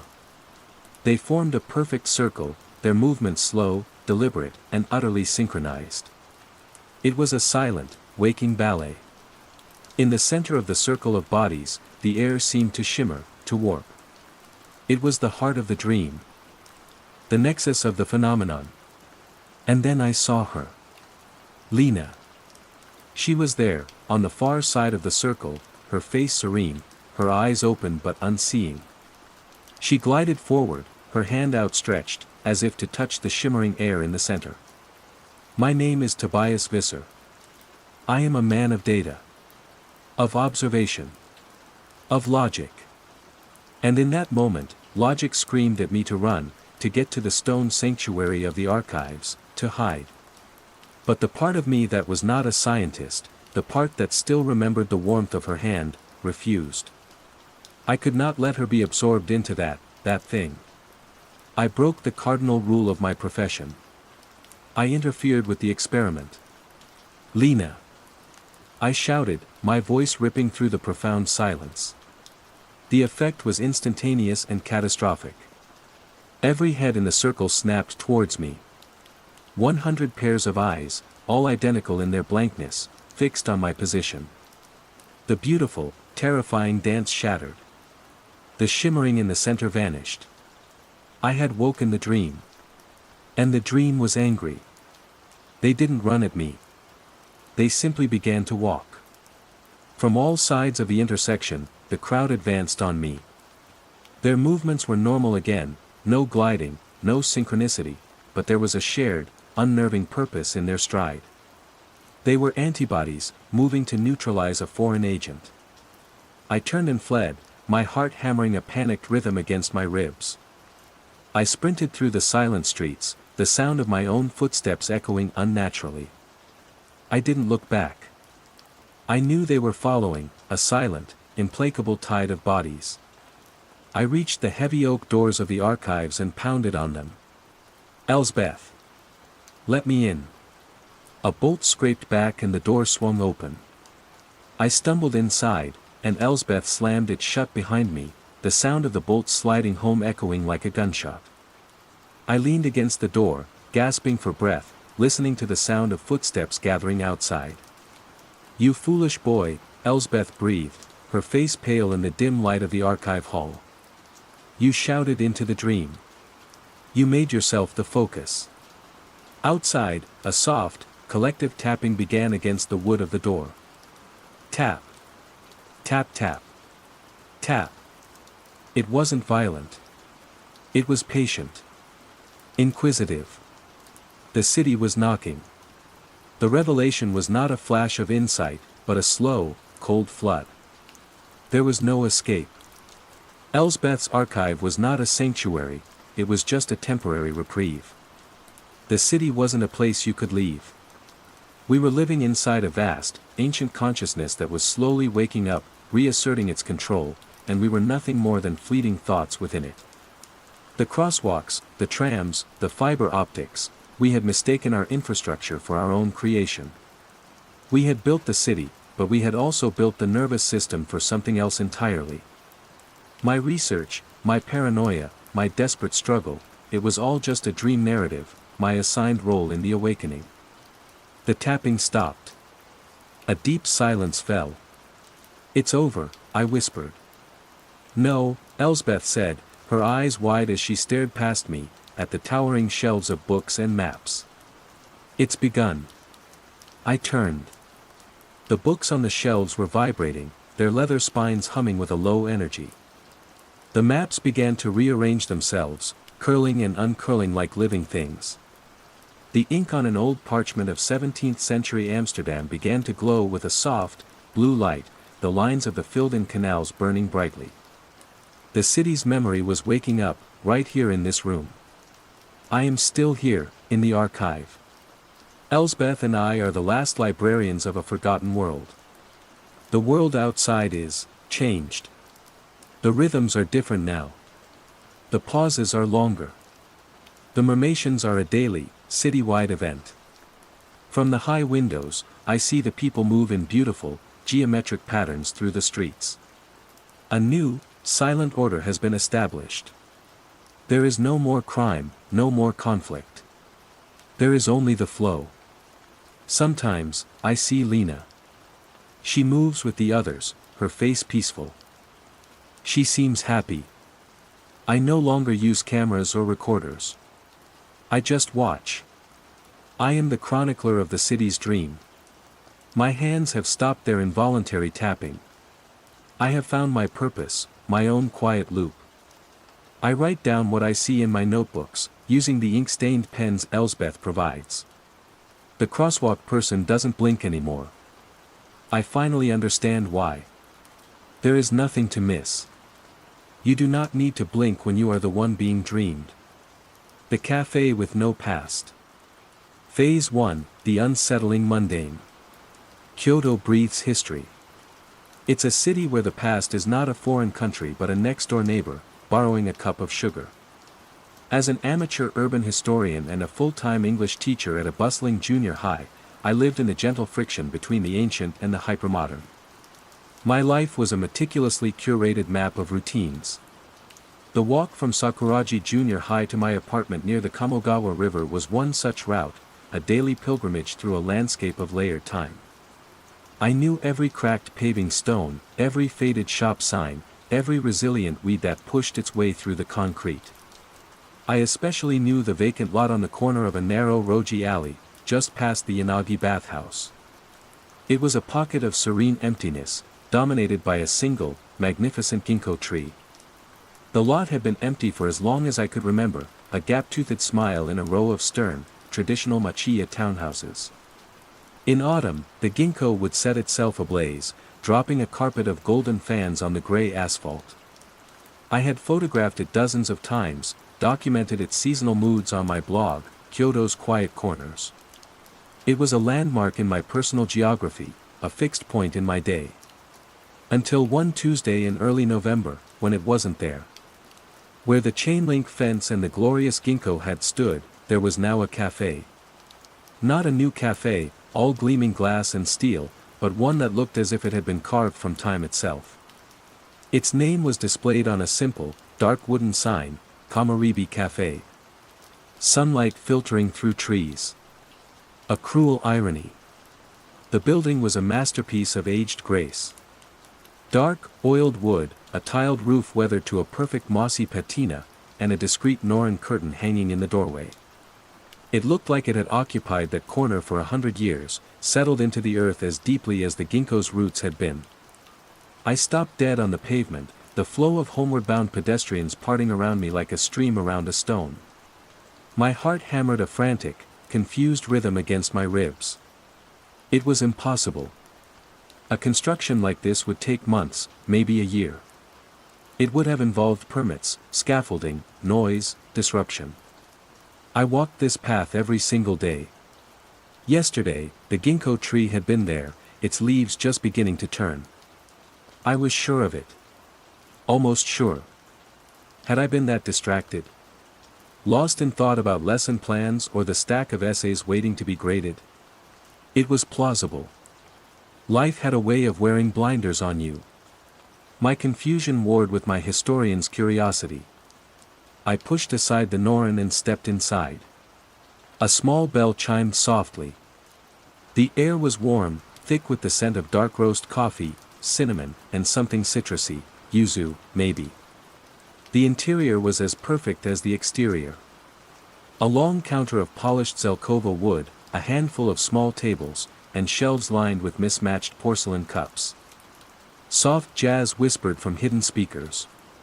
Behind the counter, a young man with kind eyes and a slow smile was wiping down an espresso machine. "Irashaimace," he murmured, his voice as smooth as the music. "Welcome." I sat at a small table by the window, my bag dropping to the floor with a heavy thud. From this angle, I should have been looking at the familiar gray wall of the bathhouse across the alley. Instead, I was looking through a beautifully crafted window into the cafe's tiny, impossible moss garden.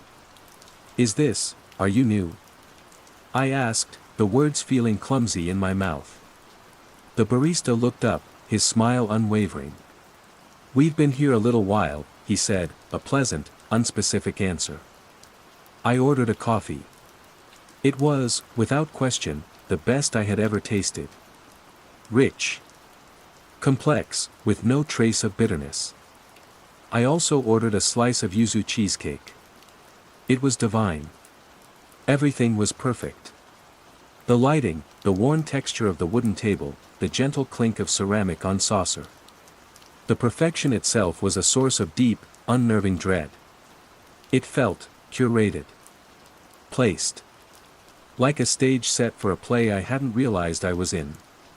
I paid and left, the barista's serene smile following me out the door. Back on the street, I pulled out my phone. I opened my photo gallery, scrolling back frantically. There they were, pictures of the ginkgo. In summer green, in winter starkness, in autumn gold. I swiped to the most recent one, taken last week. My thumb hovered over the image. It was a photo of the Kamaribi Cafe. I was standing in the exact same spot, but instead of the tree, the cafe's flawless facade filled the frame. The timestamp was correct. I remembered taking the photo. I remembered thinking how the afternoon light was hitting the ginkgo leaves. But the image on my phone told me I was wrong. The image insisted the cafe had been there all along. A cold wave washed over me. Stress. I was overworked. That had to be it. My memory was playing tricks on me, retroactively editing my own pictures in my mind. It was the only logical explanation. The next day at school, I found Kenji-sensei in the staff room, nursing a cup of instant ramen. Kenji taught history, a man whose passion for the Sengoku period was matched only by his obliviousness to anything that had happened since 1603. "Kenji-sensei," I began, trying to sound casual. "A strange question. You know that little alley near the Yanagi bathhouse? The one with the great new coffee shop, he said without looking up from his noodles. My blood ran cold. You've been? Yeah, a couple of times. Best espresso in the neighborhood. Why? Do you remember what was there before? The big ginkgo tree. He finally looked at me, slurping a noodle. He had a smudge of broth on his chin. He furrowed his brow. Ginkgo tree? No. Was there one? I thought that spot's been empty for years, until the cafe went up. He paused. Actually, now that I think about it, has it always been a cafe? Feels like it's been there forever. He shrugged and returned to his ramen. His dismissal was so complete, so untroubled. For him, the past was a settled thing, written in books. The present was a fluid, unimportant stream. For me, the two were inseparable. That evening, I didn't walk home. I took the subway, my mind a churning mess of caffeine and fear. At home, I opened my laptop and went straight to my blog. Kyoto's Quiet Corners. I navigated to the post I'd written last autumn, titled The Golden Sentinel of Yanagi Alley. I clicked the link. 404 not found.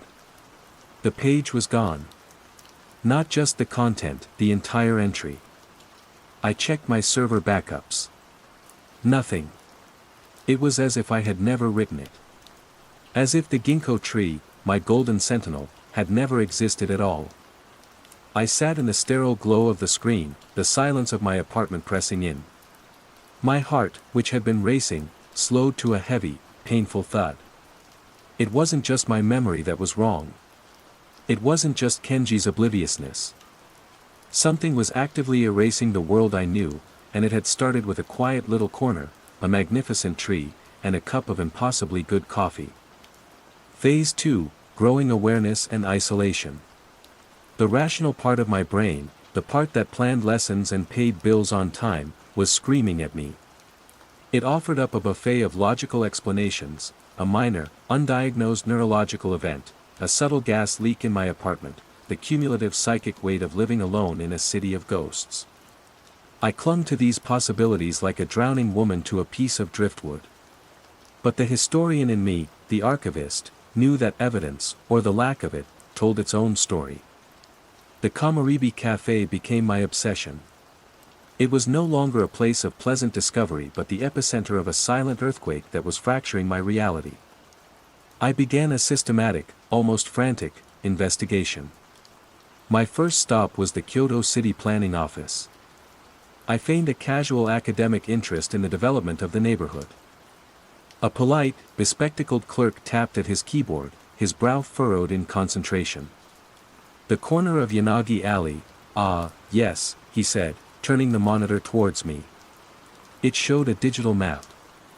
A neat square was marked with the cafe's name. The Kamaribi Cafe. It seems to be a long-standing establishment. The records show it's been there since, well, the digital records from the mid-90s show it. Before that, our paper archives would have to be consulted. Long-standing?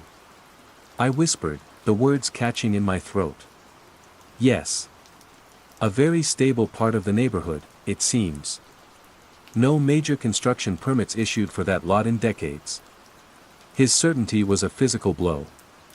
I thanked him numbly and left, the office's fluorescent hum echoing the buzzing in my own head.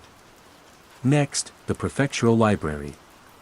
I spent a weekend hunched over dusty, oversized books of city maps, my fingers stained with the grime of forgotten decades. I started with the present and worked my way back. 2010s, 2000s, 1990s, all showed the cafe, or at least a building on that lot marked simply as shop. But then, in a beautifully rendered 1982 map, I found it. A different symbol. A tiny, block-printed word, Shoten. Bookstore. A surge of triumphant adrenaline shot through me. I wasn't crazy. Something had been there. I photographed the map with my phone, the image a precious stone of proof. I kept digging. A 1965 map showed a tobacconist. A 1951 post-war reconstruction map showed the lot as empty, marked with the symbol for bomb damage. The history was there. Fading, yes, but there. The cafe was a lie. But the contagion, I was learning, was not confined to that single corner of Kyoto. It was a quiet, creeping fog. At school, I taught a lesson on the famous poet, Yasano Akiko. I quoted one of her most iconic lines. A student, one of my brightest, raised her hand. "Sensei," she said, her expression genuinely puzzled. "Who is Yasano Akiko?" "Our textbook says those poems were written by Mori Oge." I stared at her, my mouth dry. "That's incorrect, Rina. Mori Oge was a novelist." "But it's on page 74, she insisted. Several other students murmured in agreement, flipping through their books. I snatched a copy from a front row desk. I knew that textbook by heart. I'd helped select it. I flipped to page 74. There, under a portrait of the stern, mustachioed Mori Oge, were Akiko's fiercely feminist verses. I felt a wave of dizziness, gripping the desk to steady myself. Kenji-sensei, who was passing the classroom, poked his head in. "Everything all right, Emi-sensei? You look pale." "Kenji," I said, my voice thin.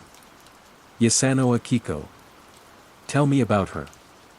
He looked at me with that same expression of pitying concern that was becoming horribly familiar. "Emi, are you feeling okay?" The poet?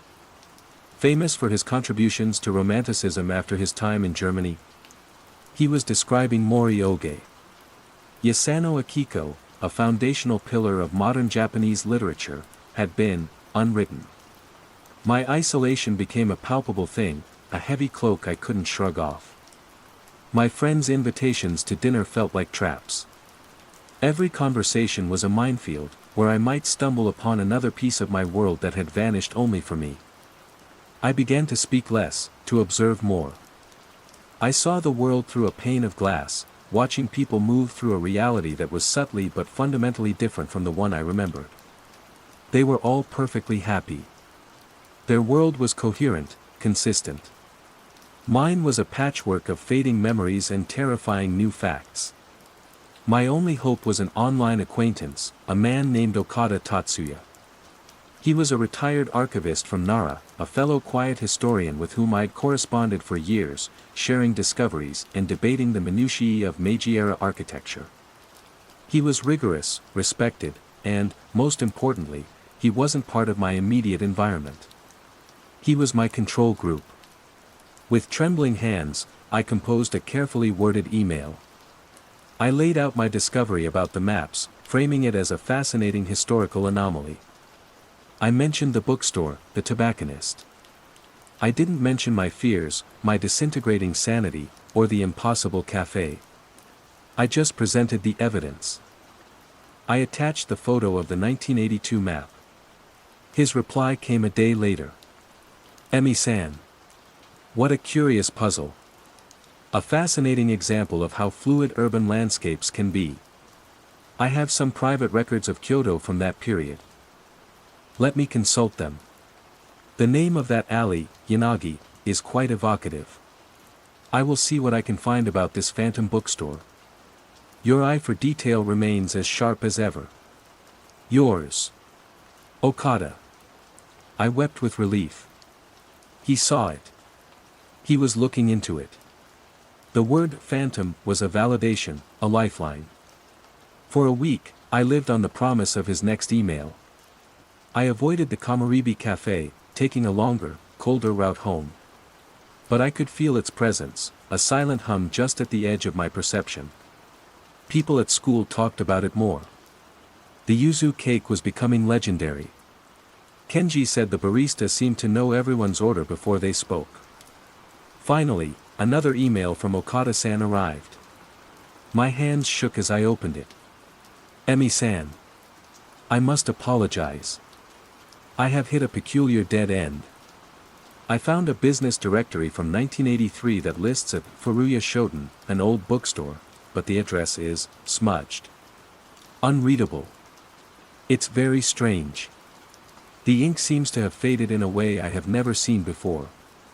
Almost, selectively. And another odd thing. I was so sure I knew Yanagi Alley. But the more I try to place it on my mental map of Kyoto, the more it slips away. It feels unfamiliar now. Forgive an old man's failing memory.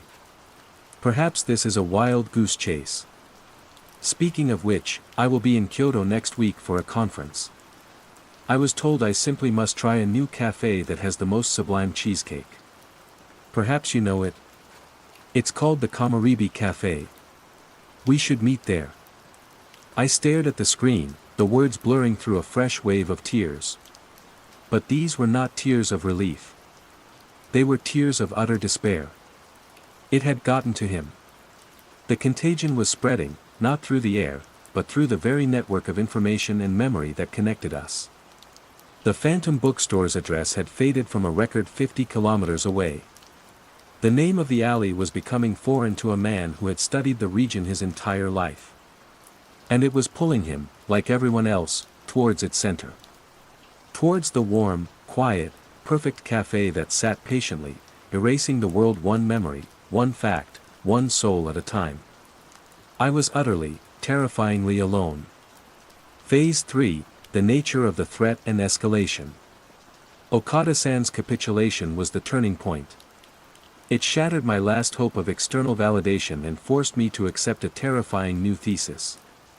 This wasn't a mass delusion or a simple loss of memory. Memory was the symptom, not the disease.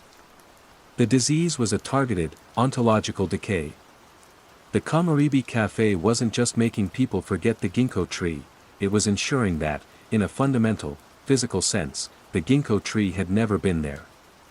It was a predator that fed on reality, digesting the past and excreting a pleasant, placid present.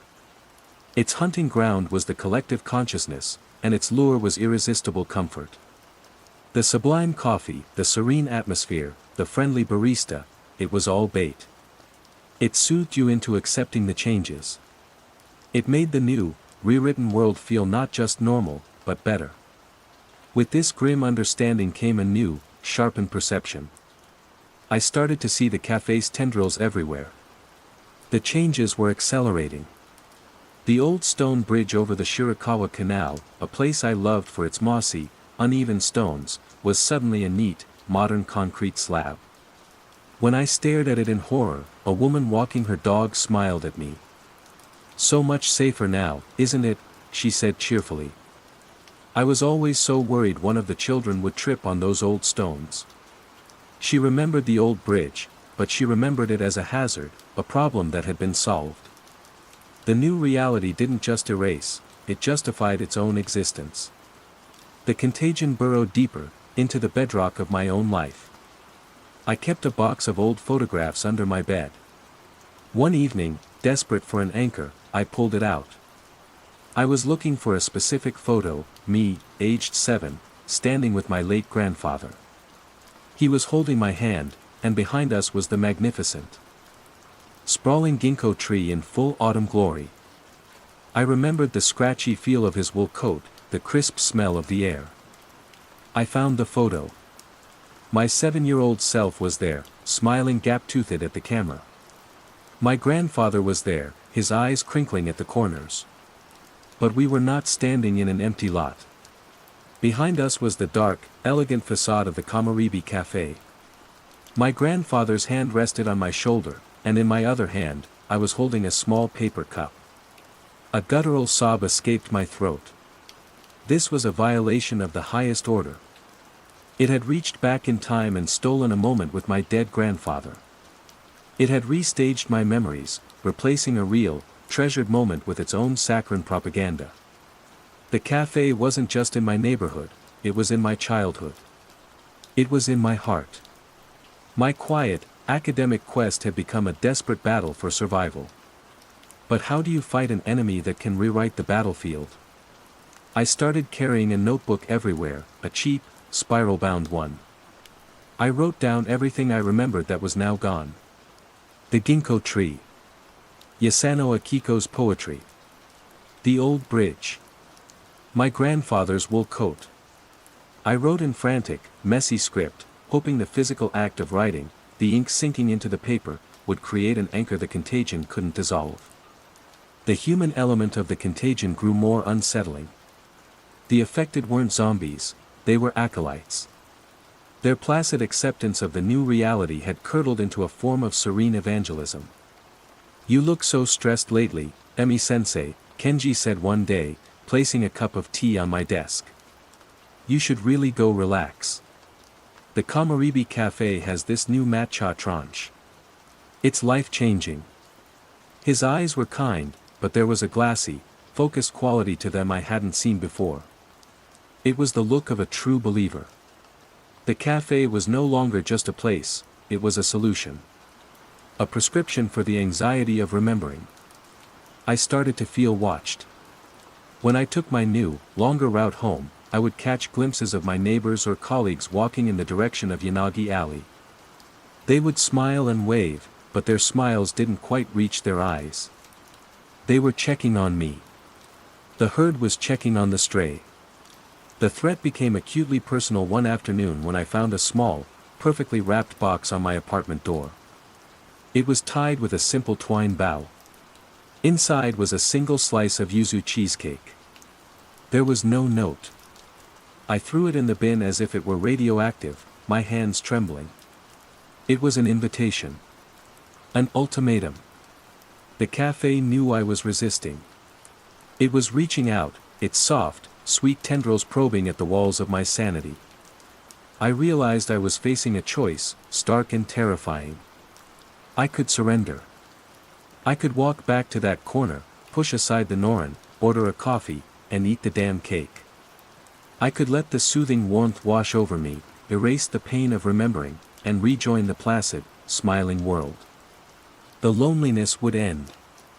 The fear would vanish. I would be happy. Or I could fight.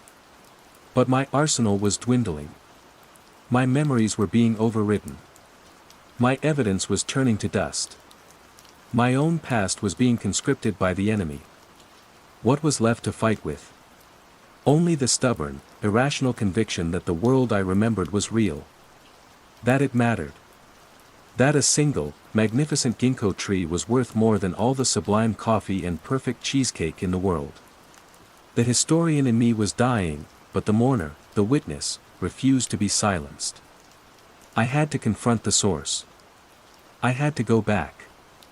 Phase 4, Confrontation/Revelation and Aftermath. My confrontation could not be one of anger or violence. How do you rage against a whisper? How do you attack a pleasant memory? My only weapon was history itself, in its most tangible form. I chose my armor carefully, my oldest, most steadfast memory. It was a small, leather-bound diary, a gift for my 15th birthday. Its pages were filled with the breathless, dramatic prose of a teenage girl. But on one page, dated October 28th, I had done more than write. I had described my favorite spot in the city, the empty lot with the lonely golden giant. And, with the transparent tape that was the height of 1990s stationary technology. I had affixed a single, perfect, fan-shaped leaf from the ginkgo tree. That leaf was my proof. It was a physical piece of the dead past. Clutching the diary to my chest like a holy text, I walked to Yanagi Alley for the last time. The evening was cool, the sky the color of a fading bruise. The warm light spilling from the cafe's windows looked like a beacon in the twilight, a promise of sanctuary. It was the most tempting, terrifying thing I had ever seen. I pushed aside the Norin. The little bell chimed. The scent of coffee and citrus washed over me, thicker and more cloying than I remembered. It was the smell of anesthesia. The cafe was full. My neighbors, my colleagues, even a few of my students' parents. They all sat at the small tables, their faces bathed in the warm light, their expressions identical masks of serene contentment. Kenji-sensei was there, stirring a demitasse cup with a tiny spoon, a beatific smile on his face. No one spoke. They just existed in a state of shared, silent bliss. The barista was behind the counter. He looked at me, and his slow, placid smile bloomed. It was not a smile of welcome. It was a smile of recognition. Of victory. "Emi-san," he said, his voice a gentle caress. "We've been waiting for you." The usual? I had never had a usual. "I have something for you," I said, my own voice a foreign, trembling thing in the profound quiet. I walked to the counter, my legs feeling like lead. I placed the diary on the polished Zelkova wood. I opened it to the page. There it was. My teenage scrawl. The yellowed, brittle tape. And the leaf. It was darker, more fragile than I remembered, but it was there. A fossil from a forgotten world. "This was here," I whispered, my finger hovering over the leaf. "Before you." The barista's smile didn't falter. He simply leaned forward slightly, his gaze fixed on the open book. Under the impossibly warm, impossibly steady light of the cafe, a change began. It started at the edges of the ginkgo leaf. It began to darken, to curl, crumbling into a fine, meaningless brown dust that disintegrated into the fibers of the paper. I watched, breathless with horror, as the physical artifact of my memory ceased to exist. Then, the ink. The words I had written, "Lonely golden giant, a carpet of fans, my quiet corner," began to shimmer, to blur. The loops and lines of my own handwriting squirmed like living things, rearranging themselves. The ink did not fade, it rewrote. First time I saw this lovely cafe. A feeling of coming home. The yuzu cake tasted like sunshine.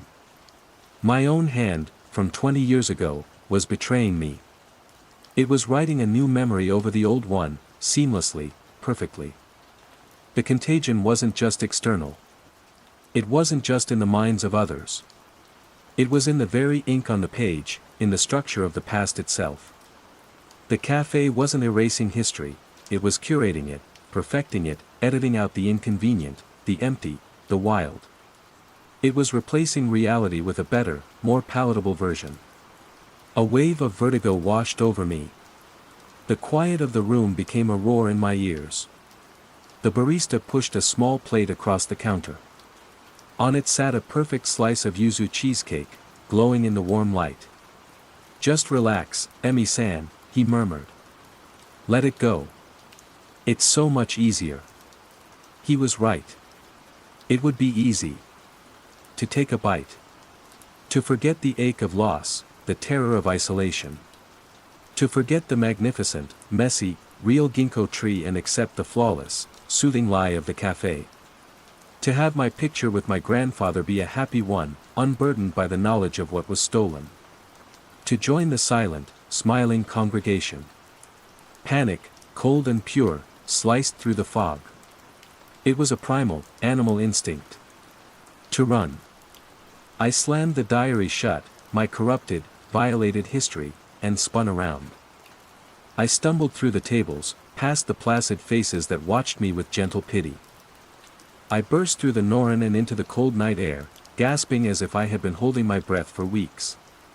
I didn't look back. I ran. I ran past the bathhouse, past my apartment building, towards the distant lights of the station. I bought a ticket for the first Shinkansen leaving Kyoto, destination irrelevant. Now, I sit on a bullet train, hurtling through a Japan I no longer know. The altered diary is in my lap, a heavy, dead thing. I am an exile from my own past, historian with no history, a ghost haunted by the memory of a city that has meticulously, quietly, and completely unwritten itself. I look out the window at the dark landscape rushing by. I don't see towns with deep, layered pasts. I see blank canvases. I see empty lots where new, perfect memories might be built overnight. The quiet contagion of the Komaribi Cafe may have started on a corner in Kyoto, but I have no reason to believe it ends there. Is it spreading? Is it already here, waiting for me at the next station? I don't know. And I am so terribly afraid that I will be the only one to notice when it arrives. The quiet contagion, the man who stands at 444. Phase 1, The Unsettling Mundane. Chapter 1. My world was built on logic. It was the bargain I'd made with Sao Paulo. In exchange for my sanity, I would accept its chaos, the snarling traffic on Avenida Paulista, the symphony of a million conversations rising from the streets, the relentless vertical sprawl that blocked out the sky, if, and only if, the underlying rules remained intact. Gravity kept us pinned to the pavement. Time moved forward, relentlessly and predictably. And the law, the dense, labyrinthine fortress of codes and statutes I was dedicating my life to, was the ultimate expression of this order. My apartment on Rua Fricaneca was my sanctuary and my prison. A small, 28th-floor box with a view that was both magnificent and terrifying. From my window, the city was an abstract map of itself, a sprawling circuit board of light and motion. It was here, surrounded by stacks of legal textbooks, vague meekums bound in blood red, heavy tomes on constitutional theory, annotated criminal codes, that I waged my daily war against inadequacy. The final exams for my 4th year of law school at Mackenzie were approaching, a beast with 1,000 teeth, and its shadow fell over every waking moment. My routine was the scaffolding that kept me from collapsing. 6 a.m. wake up. Coffee, strong and black. Study. A short break for lunch, usually whatever I could assemble without cooking. Study. More coffee. And then, around late afternoon, when the caffeine jitters and the sheer density of the text threatened to dissolve my brain, I'd allow myself a 5-minute reprieve. I would stand at the window, press my forehead against the cool glass, and just watch the city breathe. It was my pressure valve. It was during one of these 5-minute salvations, a Tuesday in late October, that I first saw him.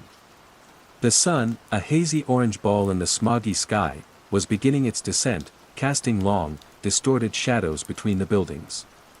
Down below, the usual river of humanity flowed along the cracked pavement.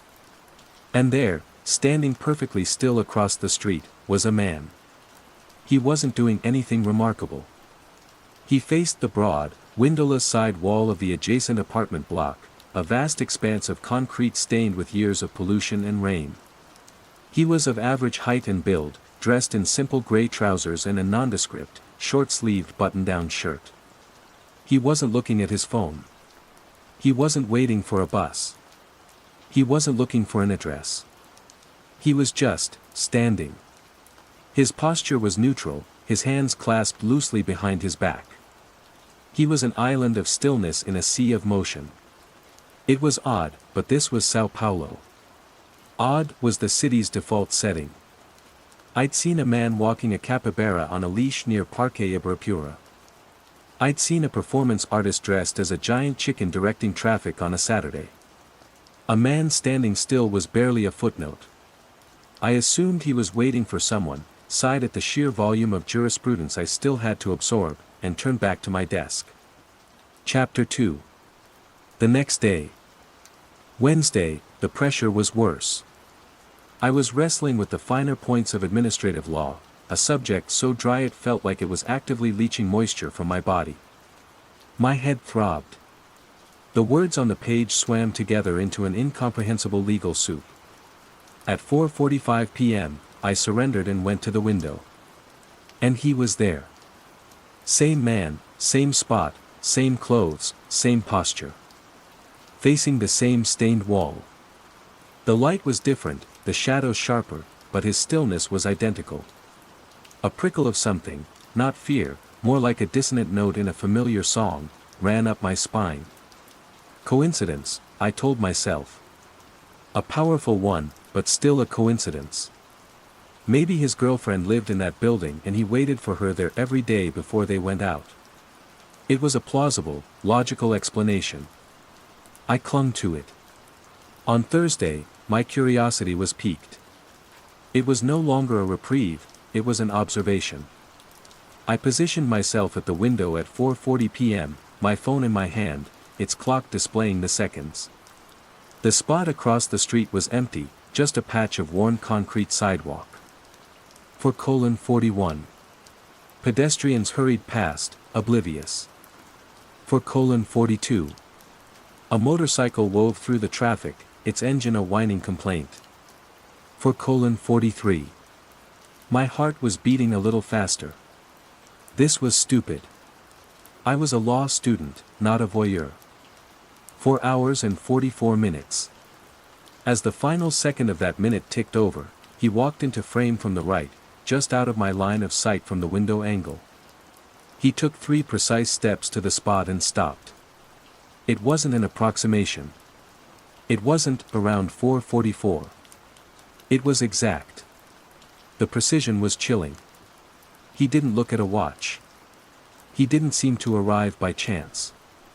He simply manifested at the appointed time. My breath hitched.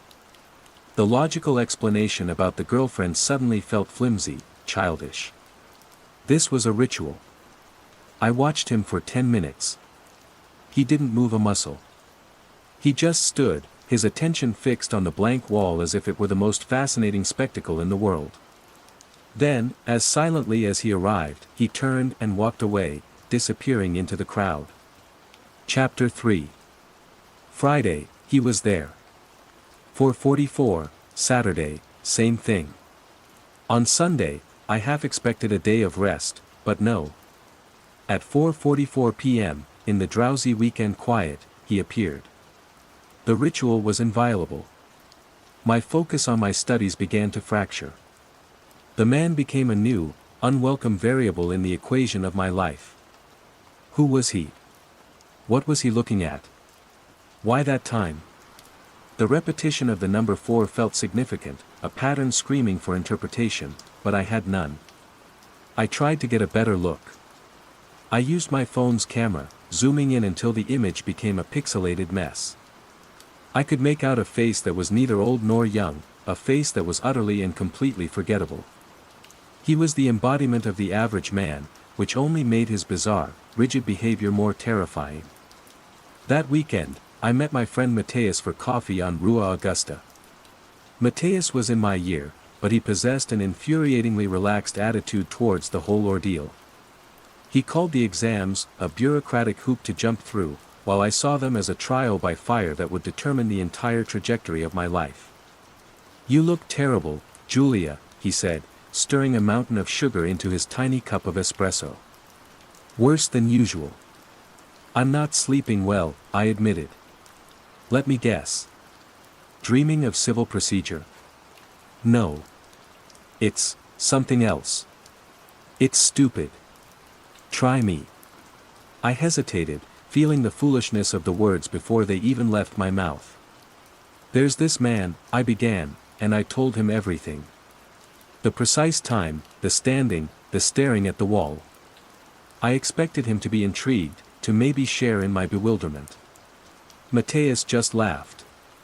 A loud, booming laugh that made a woman at the next table glare at us. "Julia, minha querida, you are losing your mind. You've been staring at books for too long. It's Sao Paulo. The guy's probably a performance artist. Or he's got a really weirdly timed drug deal. Or maybe he just likes the wall. Who cares? But it's every single day. At the exact same time. So he's punctual. Good for him. You need to relax. This is what the city does. It messes with you if you stare too hard. Look away. Focus on your books. This guy is just background noise." I left the cafe feeling deflated and more isolated than before. He was right, of course. It was the logical explanation. My stress-addled brain was latching onto a meaningless anomaly and imbuing it with significance. I was the one creating the pattern, the one manufacturing the mystery. I resolved to ignore it. To look away, as Mateus advised. Chapter 4. My resolution lasted less than 24 hours. On Monday, I tried. I really did. I taped a piece of paper over the lower half of my window, a physical barrier against my own obsession. I put on headphones, blasting instrumental music to drown out the city. I submerged myself in tax law, a subject so dense with numbers and regulations that it left no room for stray thoughts. But 4:44 p.m. arrived like a magnetic pull. I could feel the time in my bones. The music in my ears sounded tinny and hollow. The numbers on the page blurred. I was acutely aware of the patch of sidewalk across the street, even without seeing it. It was like trying not to think about a phantom limb. Defeated, I tore the paper from the window. He was there. But he was not alone. Standing a few feet to his left was a woman. She was elderly, with a tight perm of white hair, wearing a floral dress that seemed out of place in the concrete canyon. Like him, she stood perfectly still, her hands clasped in front of her, her gaze fixed on the same blank wall. They didn't acknowledge each other. They were two separate statues, sharing a silent, inexplicable purpose. My blood went cold. This wasn't a man waiting for his girlfriend. This wasn't a solo performance artist. This was something else. This was spreading. Mateus's easy dismissal echoed in my mind, mocking me. Background noise. This wasn't noise. This was a signal, and I was the only one tuned to its terrifying frequency. I started a journal that night. Not for law, but for this. I titled the first entry, The Observers. I recorded the date, the time, and the number of people. Today, it was 2. How many would there be tomorrow? The orderly world I had built for myself was beginning to crack, and a quiet, creeping madness was seeping in from the streets below. Phase 2, Growing Awareness and Isolation. Chapter 5. The line grew. Not every day, which was somehow more unnerving than a steady progression. Tuesday, there were still only 2. I felt a sliver of relief. Maybe the woman had been a fluke. But on Wednesday, there were 4. The original man, the old woman, and 2 newcomers, a young man in a courier's uniform and a woman in a sharp business suit, holding a leather briefcase. They formed a neat, evenly spaced line, all facing the wall. A silent congregation. They stood for their allotted time. I'd started timing it. It was usually between 15 and 20 minutes, and then they would disperse, melting back into the city as if they'd never been there. My journal became my co-conspirator. I took photos, blurry and indistinct from my high perch, but evidence nonetheless. I documented their clothes, their rough ages, the direction they arrived from and left in. I was building a case file on reality itself. My law studies, once the center of my universe, were now a tedious distraction. The case of the man who stands at 4:44 was the only one that mattered. I tried to find a rational anchor. I researched mass psychogenic illness, shared delusions, folie à deux, which would now have to be a folie à quatre, à cinq, à deux. The clinical descriptions felt hollow, inadequate. They described hysterias, fainting spells, shared anxieties. They didn't describe this calm, punctual, silent absurdity. My isolation deepened, becoming a physical presence in my small apartment. It sat with me at my desk, it lay beside me in bed. The city I once knew, a chaotic but understandable entity, was transforming into something alien. The faces of strangers on the street now held a new, terrifying potential. Was she one of them? Was he? Did they carry this strange, dormant instruction inside them, waiting for the 4:44 signal to activate? Chapter 6. I decided I needed to get closer. Watching from my window was no longer enough. I needed ground-level intelligence. My chosen observation post was a small juice bar across the street, a place with wide windows that offered a perfect, if reversed, view of the wall and the sidewalk in front of it. At 4:30 p.m., I sat nursing a cup of fluorescent green suco de abacaxi com hortila, my heart thumping a nervous rhythm against my ribs. The place was busy, filled with the normal sounds of blenders and chatter. I felt like a spy in a foreign country. At 4:42, my hands started to tremble. The casual normality of the scene around me felt like a deliberate deception. How could these people sip their juice and talk about their day when something so fundamentally wrong was about to happen just meters away? 4:43, I scanned the crowd outside. No sign of him. 4:44, he appeared. Just like I'd seen from my window, he walked into the designated space and stopped. Up close, his ordinariness was even more striking. He could have been anyone's uncle, anyone's accountant. His face was a placid mask. He turned his gaze to the wall. Then the others arrived. One by one. The old woman. The courier. The businesswoman. And more. A teenager with headphones around his neck. A woman with a shopping bag. They assembled with the quiet efficiency of a fire drill. The line today had 7 people. From this vantage point, I could see their faces more clearly. They were blank. Not bored, not tired, not peaceful. Just empty. Vacant. As if the person who usually resided behind their eyes had stepped out for a few minutes.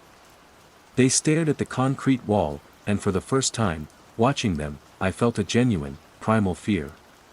It wasn't just weird anymore. It was profoundly unnatural. A man I hadn't seen before, tall and gaunt, took his place in the line. As he turned towards the wall, his eyes swept across the street, across the window of the juice bar, and for one heart-stopping second, they met mine. There was no recognition, no expression at all. It was like being looked at by a camera. But I felt seen. I felt registered. A cold dread washed over me. I ducked my head, staring into my green juice, my cover blown. When I looked up again, he was facing the wall like all the others, my moment of connection, if it had ever been one, gone. Chapter 7.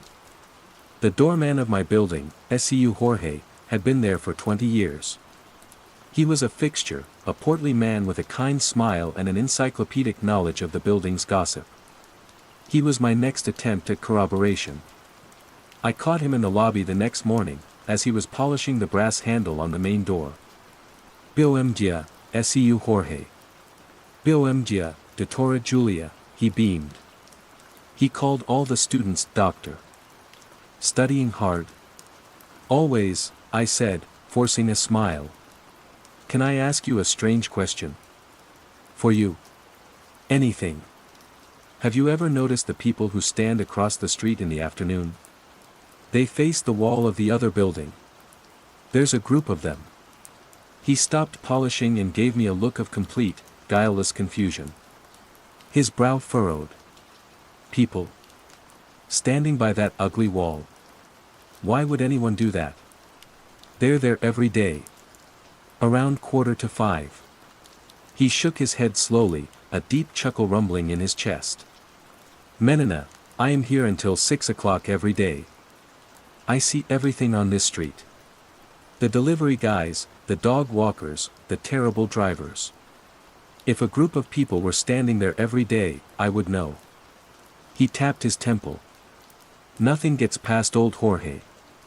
He was either lying, or he was completely blind to it. I didn't know which was more frightening. His denial was so absolute, so cheerful. It made me feel like I was describing a phantom. I was the crazy one. The girl who was seeing things. You're right, I said, my voice thin. I must be mistaken. Stress, you know.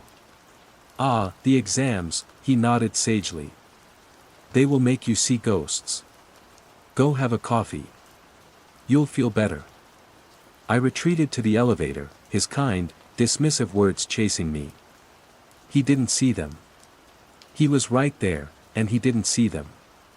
The contagion wasn't just affecting the people in the line, it was affecting the witnesses, too. It was editing them out of reality for anyone not susceptible. Chapter 8. As a counterpoint to the growing madness, there was Dona Elza. She lived on the 27th floor, just below me, a widow in her late 70s who had lived in the building since it was built. We'd occasionally share the elevator, and she'd always offer a warm smile and a comment about the weather. She was a small, solid anchor to the world I used to know. One afternoon, I ran into her in the hallway. She was carrying a small plate covered with a napkin. "Julia, my dear," she said, her eyes crinkling at the corners.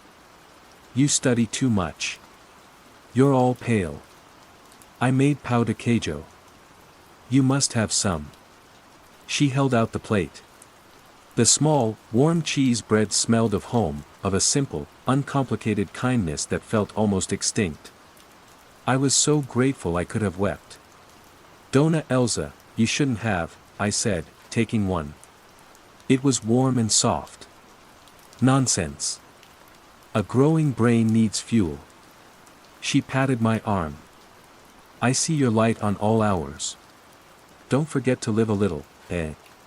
We chatted for a few minutes about nothing, the outrageous price of mangoes, the noise from a nearby construction site. It was the most normal conversation I'd had in weeks. It was a lifeline. I went back into my apartment feeling a little more grounded, the warm, cheesy bread a tangible piece of evidence that not everything had gone sideways. Chapter 9. The subplot, the red herring that would consume me for days, came from my studies. It was for Professor Carvalho's class, Philosophy of Law.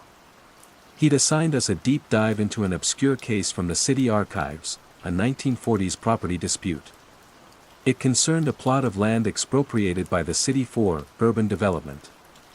The original owner, a man named anachronistically as Isidoro Falcao, had fought it tooth and nail, filing appeal after appeal. He lost, of course. The city always won. Out of a morbid curiosity spurred by my current obsession, I looked up the address. My blood turned to ice. The disputed land, Lot 7B of the old city plans, was the very ground my apartment building, and the building across the street, now stood on. It had to be a coincidence. A city as vast as Sao Paulo is layered with a million stories, a million forgotten disputes. But my mind, now primed to see patterns in everything, seized upon it. Isidoro Falcao. I found a grainy photograph of him in the online archives. A severe-looking man with dark, intense eyes, standing stubbornly on his patch of dirt. His final appeal, a rambling, handwritten document, was less a legal argument and more a curse. He wrote of how the city was stealing his legacy, his memory. He claimed he would find a way to imprint himself upon the very stones, to remain a witness long after his bones were dust. It was the poetic rambling of a desperate man. But in my current state, it read like a blueprint. A ghost story written in legal ink. Was the man at 444 Isidoro Falcao? A ghost reenacting a silent protest? It was insane. But it was a narrative. It was something to hold on to, a theory to test. It felt more comforting than the terrifying, random meaninglessness I was currently facing. Chapter 10. The line grew to 15, then 20. It was becoming a noticeable feature. It stretched past the wall, a silent queue to nowhere. And yet, life flowed around it. People would walk past, sometimes having to step onto the street to get around the line, but they did so with the same thoughtless annoyance as avoiding a puddle. They didn't stare. They didn't point. They didn't seem to register the sheer, breathtaking strangeness of 20 people standing in catatonic silence. My breaking point came on a Thursday. I was at my window, journal in hand, documenting the new arrivals. The clock had just passed 4:44. I saw the lobby door of my own building swing open. An elderly woman with a familiar white perm and a floral dress stepped out. It was Dona Elsa. My heart hammered against my ribs. No. Not her. Anyone but her. She walked with a calm, steady gait, not her usual slow shuffle. She crossed the street, oblivious to the blaring cars, and walked to the end of the line. She turned, faced the wall, and assumed the position, her hands clasped. Her face, which had been so full of warmth and life just days before, was now a perfect, terrifying blank. I felt a wave of nausea. The anchor was gone. The lifeline had been severed. This thing, this quiet contagion, wasn't just for strangers anymore. It was in my building. It was on my floor. It was breathing the same air as me. The next morning, I saw her by the elevators. "BOMG, Julia," she said, with that same crinkling smile. "Did you sleep well?" My mouth was dry. I couldn't form words. I just stared at her, searching for any sign, any flicker of the blank-eyed woman from the day before. There was nothing. She was just Donna Elsa, offering me a mint from her purse. "Are you alright, dear? You look like you've seen a ghost." I had. I was looking at one right now. The cheerful, kind woman was the ghost, a memory replaying itself, while the real Donna Elsa was, somewhere else. Waiting for 4:44. I stumbled back to my apartment, locked the door, and slid to the floor, my back against it. The isolation was no longer a feeling. It was a physical wall, and it was closing in. Phase 3, the nature of the threat and escalation. Chapter 11. Donna Elsa's transformation shattered my last vestiges of denial. My obsession with Isidoro Falcao and his ghostly protest now seemed quaint, a comforting ghost story I'd told myself to avoid a more terrible truth. This wasn't about one man's curse. It was an ongoing process. It was active. My law books gathered dust. My nights were spent not on jurisprudence but on the dark, weird corners of the internet. I waded through forums dedicated to Forteana, urban legends, and fringe science. I searched for punctual mass gatherings, urban trances, environmental memory. Most of it was nonsense, conspiracy theories about chemtrails and lizard people. But hidden in the digital noise were fragments, echoes. A post from someone in Kyoto describing how people would stop and stare at a specific vending machine at the same time every evening. A thread from a user in Prague about a bridge where, for a few minutes each day, no one would speak. They were all dismissed as hoaxes or urban myths, but they mirrored my reality too closely. I was charting a global phenomenon from my 28th floor prison, a quiet pandemic of the soul. The most compelling, and most terrifying, theory I found was on a forgotten blog about theoretical physics and consciousness. The author, a self-proclaimed rogue cognitivist, posited that reality wasn't a fixed state. It was a constantly negotiated consensus. A shared dream. Our collective perception is what keeps the walls solid and the sky blue. But, he theorized, what if a powerful, focused, external signal could override a small part of that consensus? What if it could edit a location, or a moment in time? The people in the line weren't being hypnotized. They were being tuned. They were receivers, their consciousness temporarily co-opted to anchor a new piece of reality into place. The blankness I saw in their eyes wasn't an absence of self, but a self totally focused on a single, alien task: observe. Witness. Believe the wall into being something else. The idea was mad, but it fit the facts better than anything else. I wasn't just watching people stand still. I was watching reality being hacked, one person at a time. Chapter 12. The environmental warping began subtly. It started with the wall itself. Through my binoculars, which were now a permanent fixture on my windowsill, I started to notice things. The patterns of grime and water stains, which I had long ago memorized, seemed to shift. At first, I dismissed it as a trick of the light, my overtired eyes playing games. But one afternoon, as the line of silent watchers stood at their post, I saw it happen. For a flicker of a second, the random stains coalesced.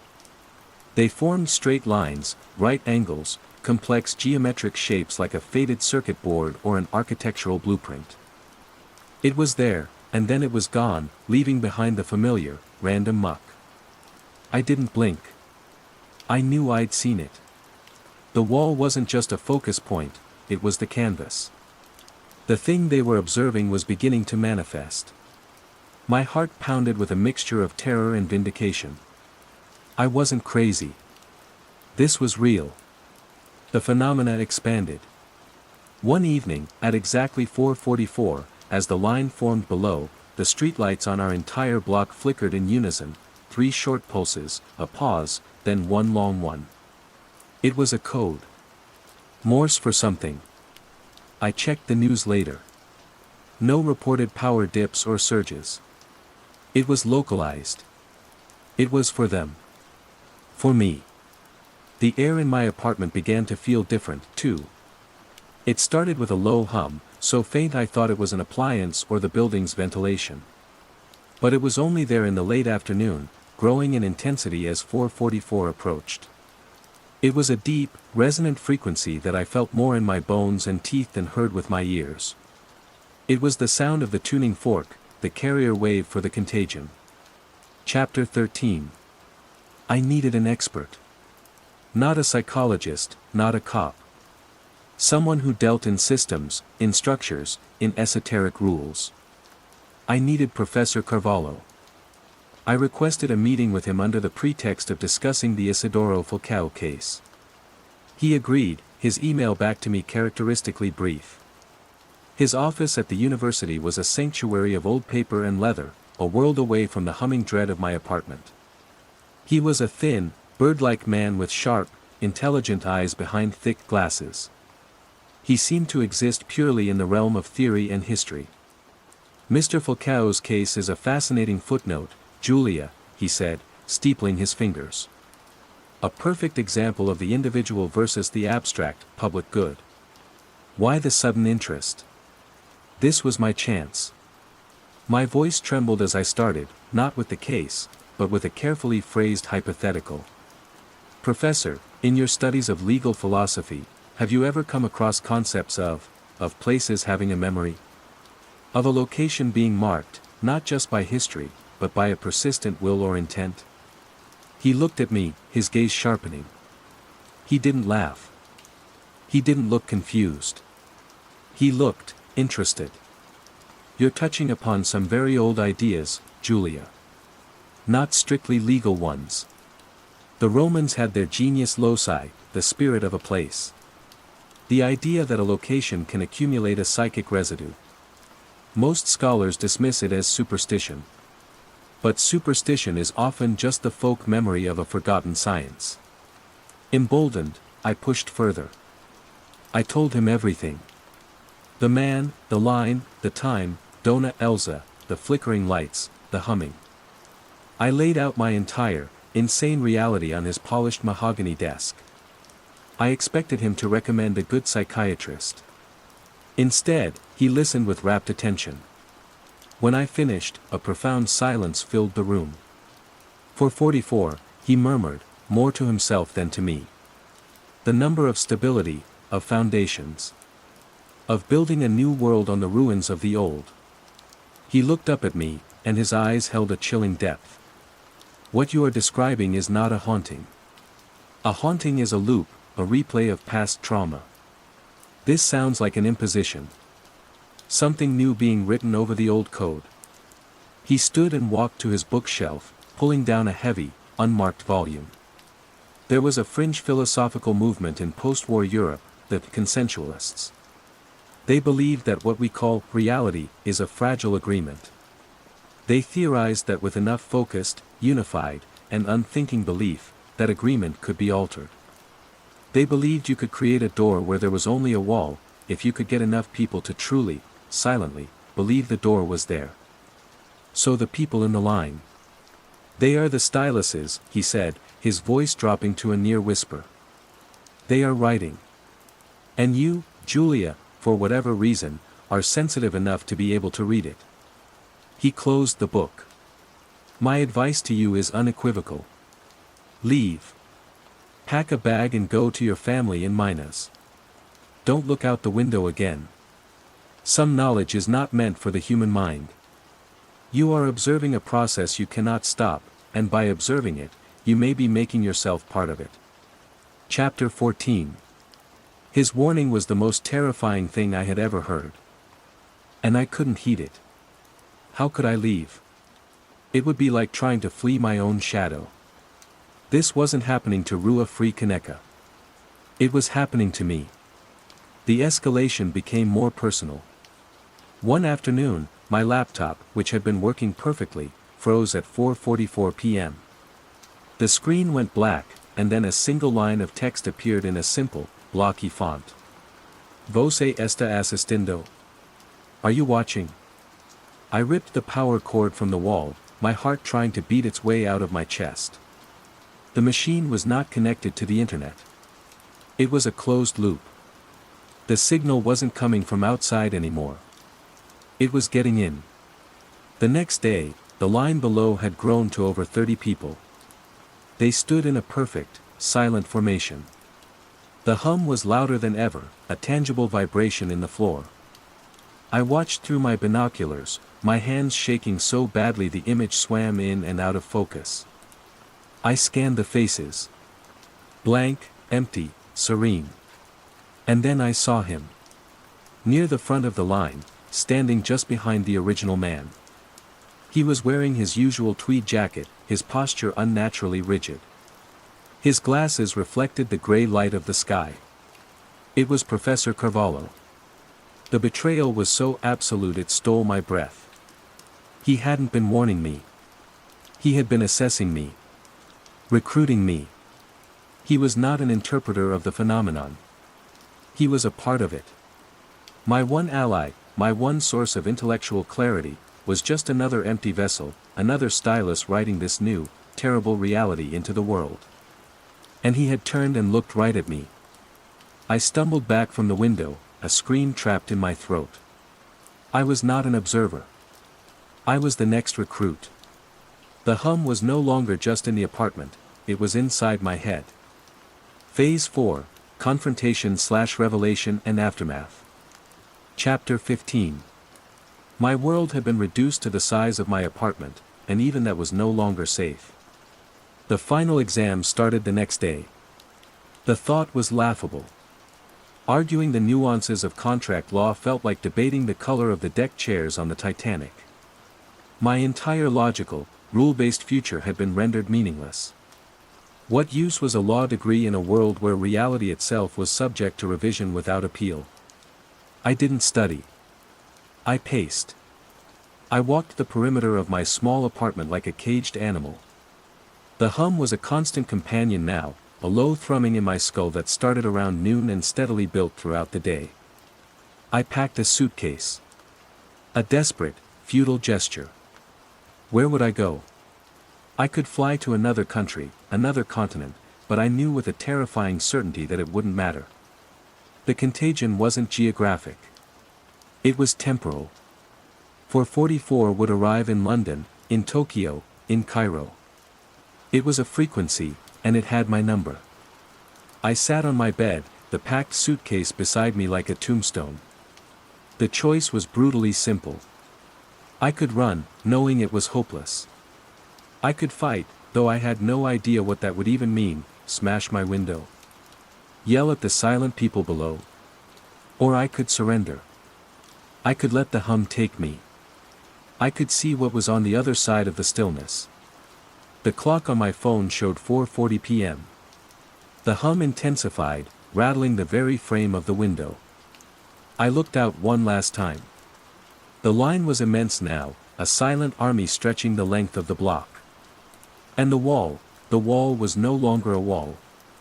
The geometric patterns I had seen flickering into existence were now stable. They glowed with a soft, internal, phosphorus light. It was a vast, intricate diagram, a piece of impossible architecture drawn onto the fabric of Sao Paulo. It wasn't a door, as Carvalho had suggested. It was a schematic. A blueprint for something. And in the center of it all, at the exact spot the first man always stared, the light was brightest, swirling like a slow-motion whirlpool. Something clicked in my mind. The final piece of a puzzle I never wanted to solve. Isidoro Falcao's curse. The consensualist's theory. Professor Carvalho's knowing smile. They weren't just writing something new. They were building something. Or, perhaps, they were opening something. And they needed witnesses. They needed focus. They needed belief. My phone rang, the sudden noise shockingly violent in the humming silence. The caller ID was blocked. I knew who it was. My hand trembled as I answered. "Julia," said the voice of Professor Carvalho. It was calm, placid, devoid of any of the intellectual curiosity it had held in his office. It was the voice of the line. "It is almost time. We have been waiting for you. A mind like yours, such a powerful instrument of observation. It will be a great service." "Service to what?" I whispered, my voice cracking. "To the Foundation. To what comes next. Don't be frightened. There is no more anxiety. There is no more struggle.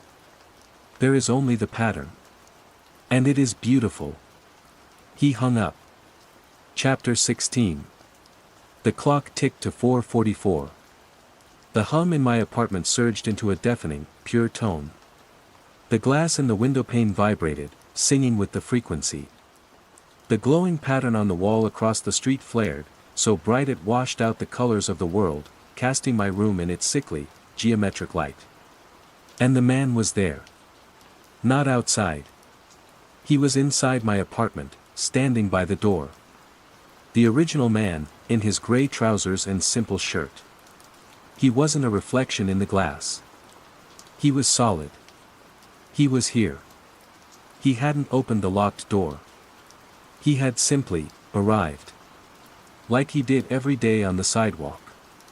He had been written into my room. I didn't scream.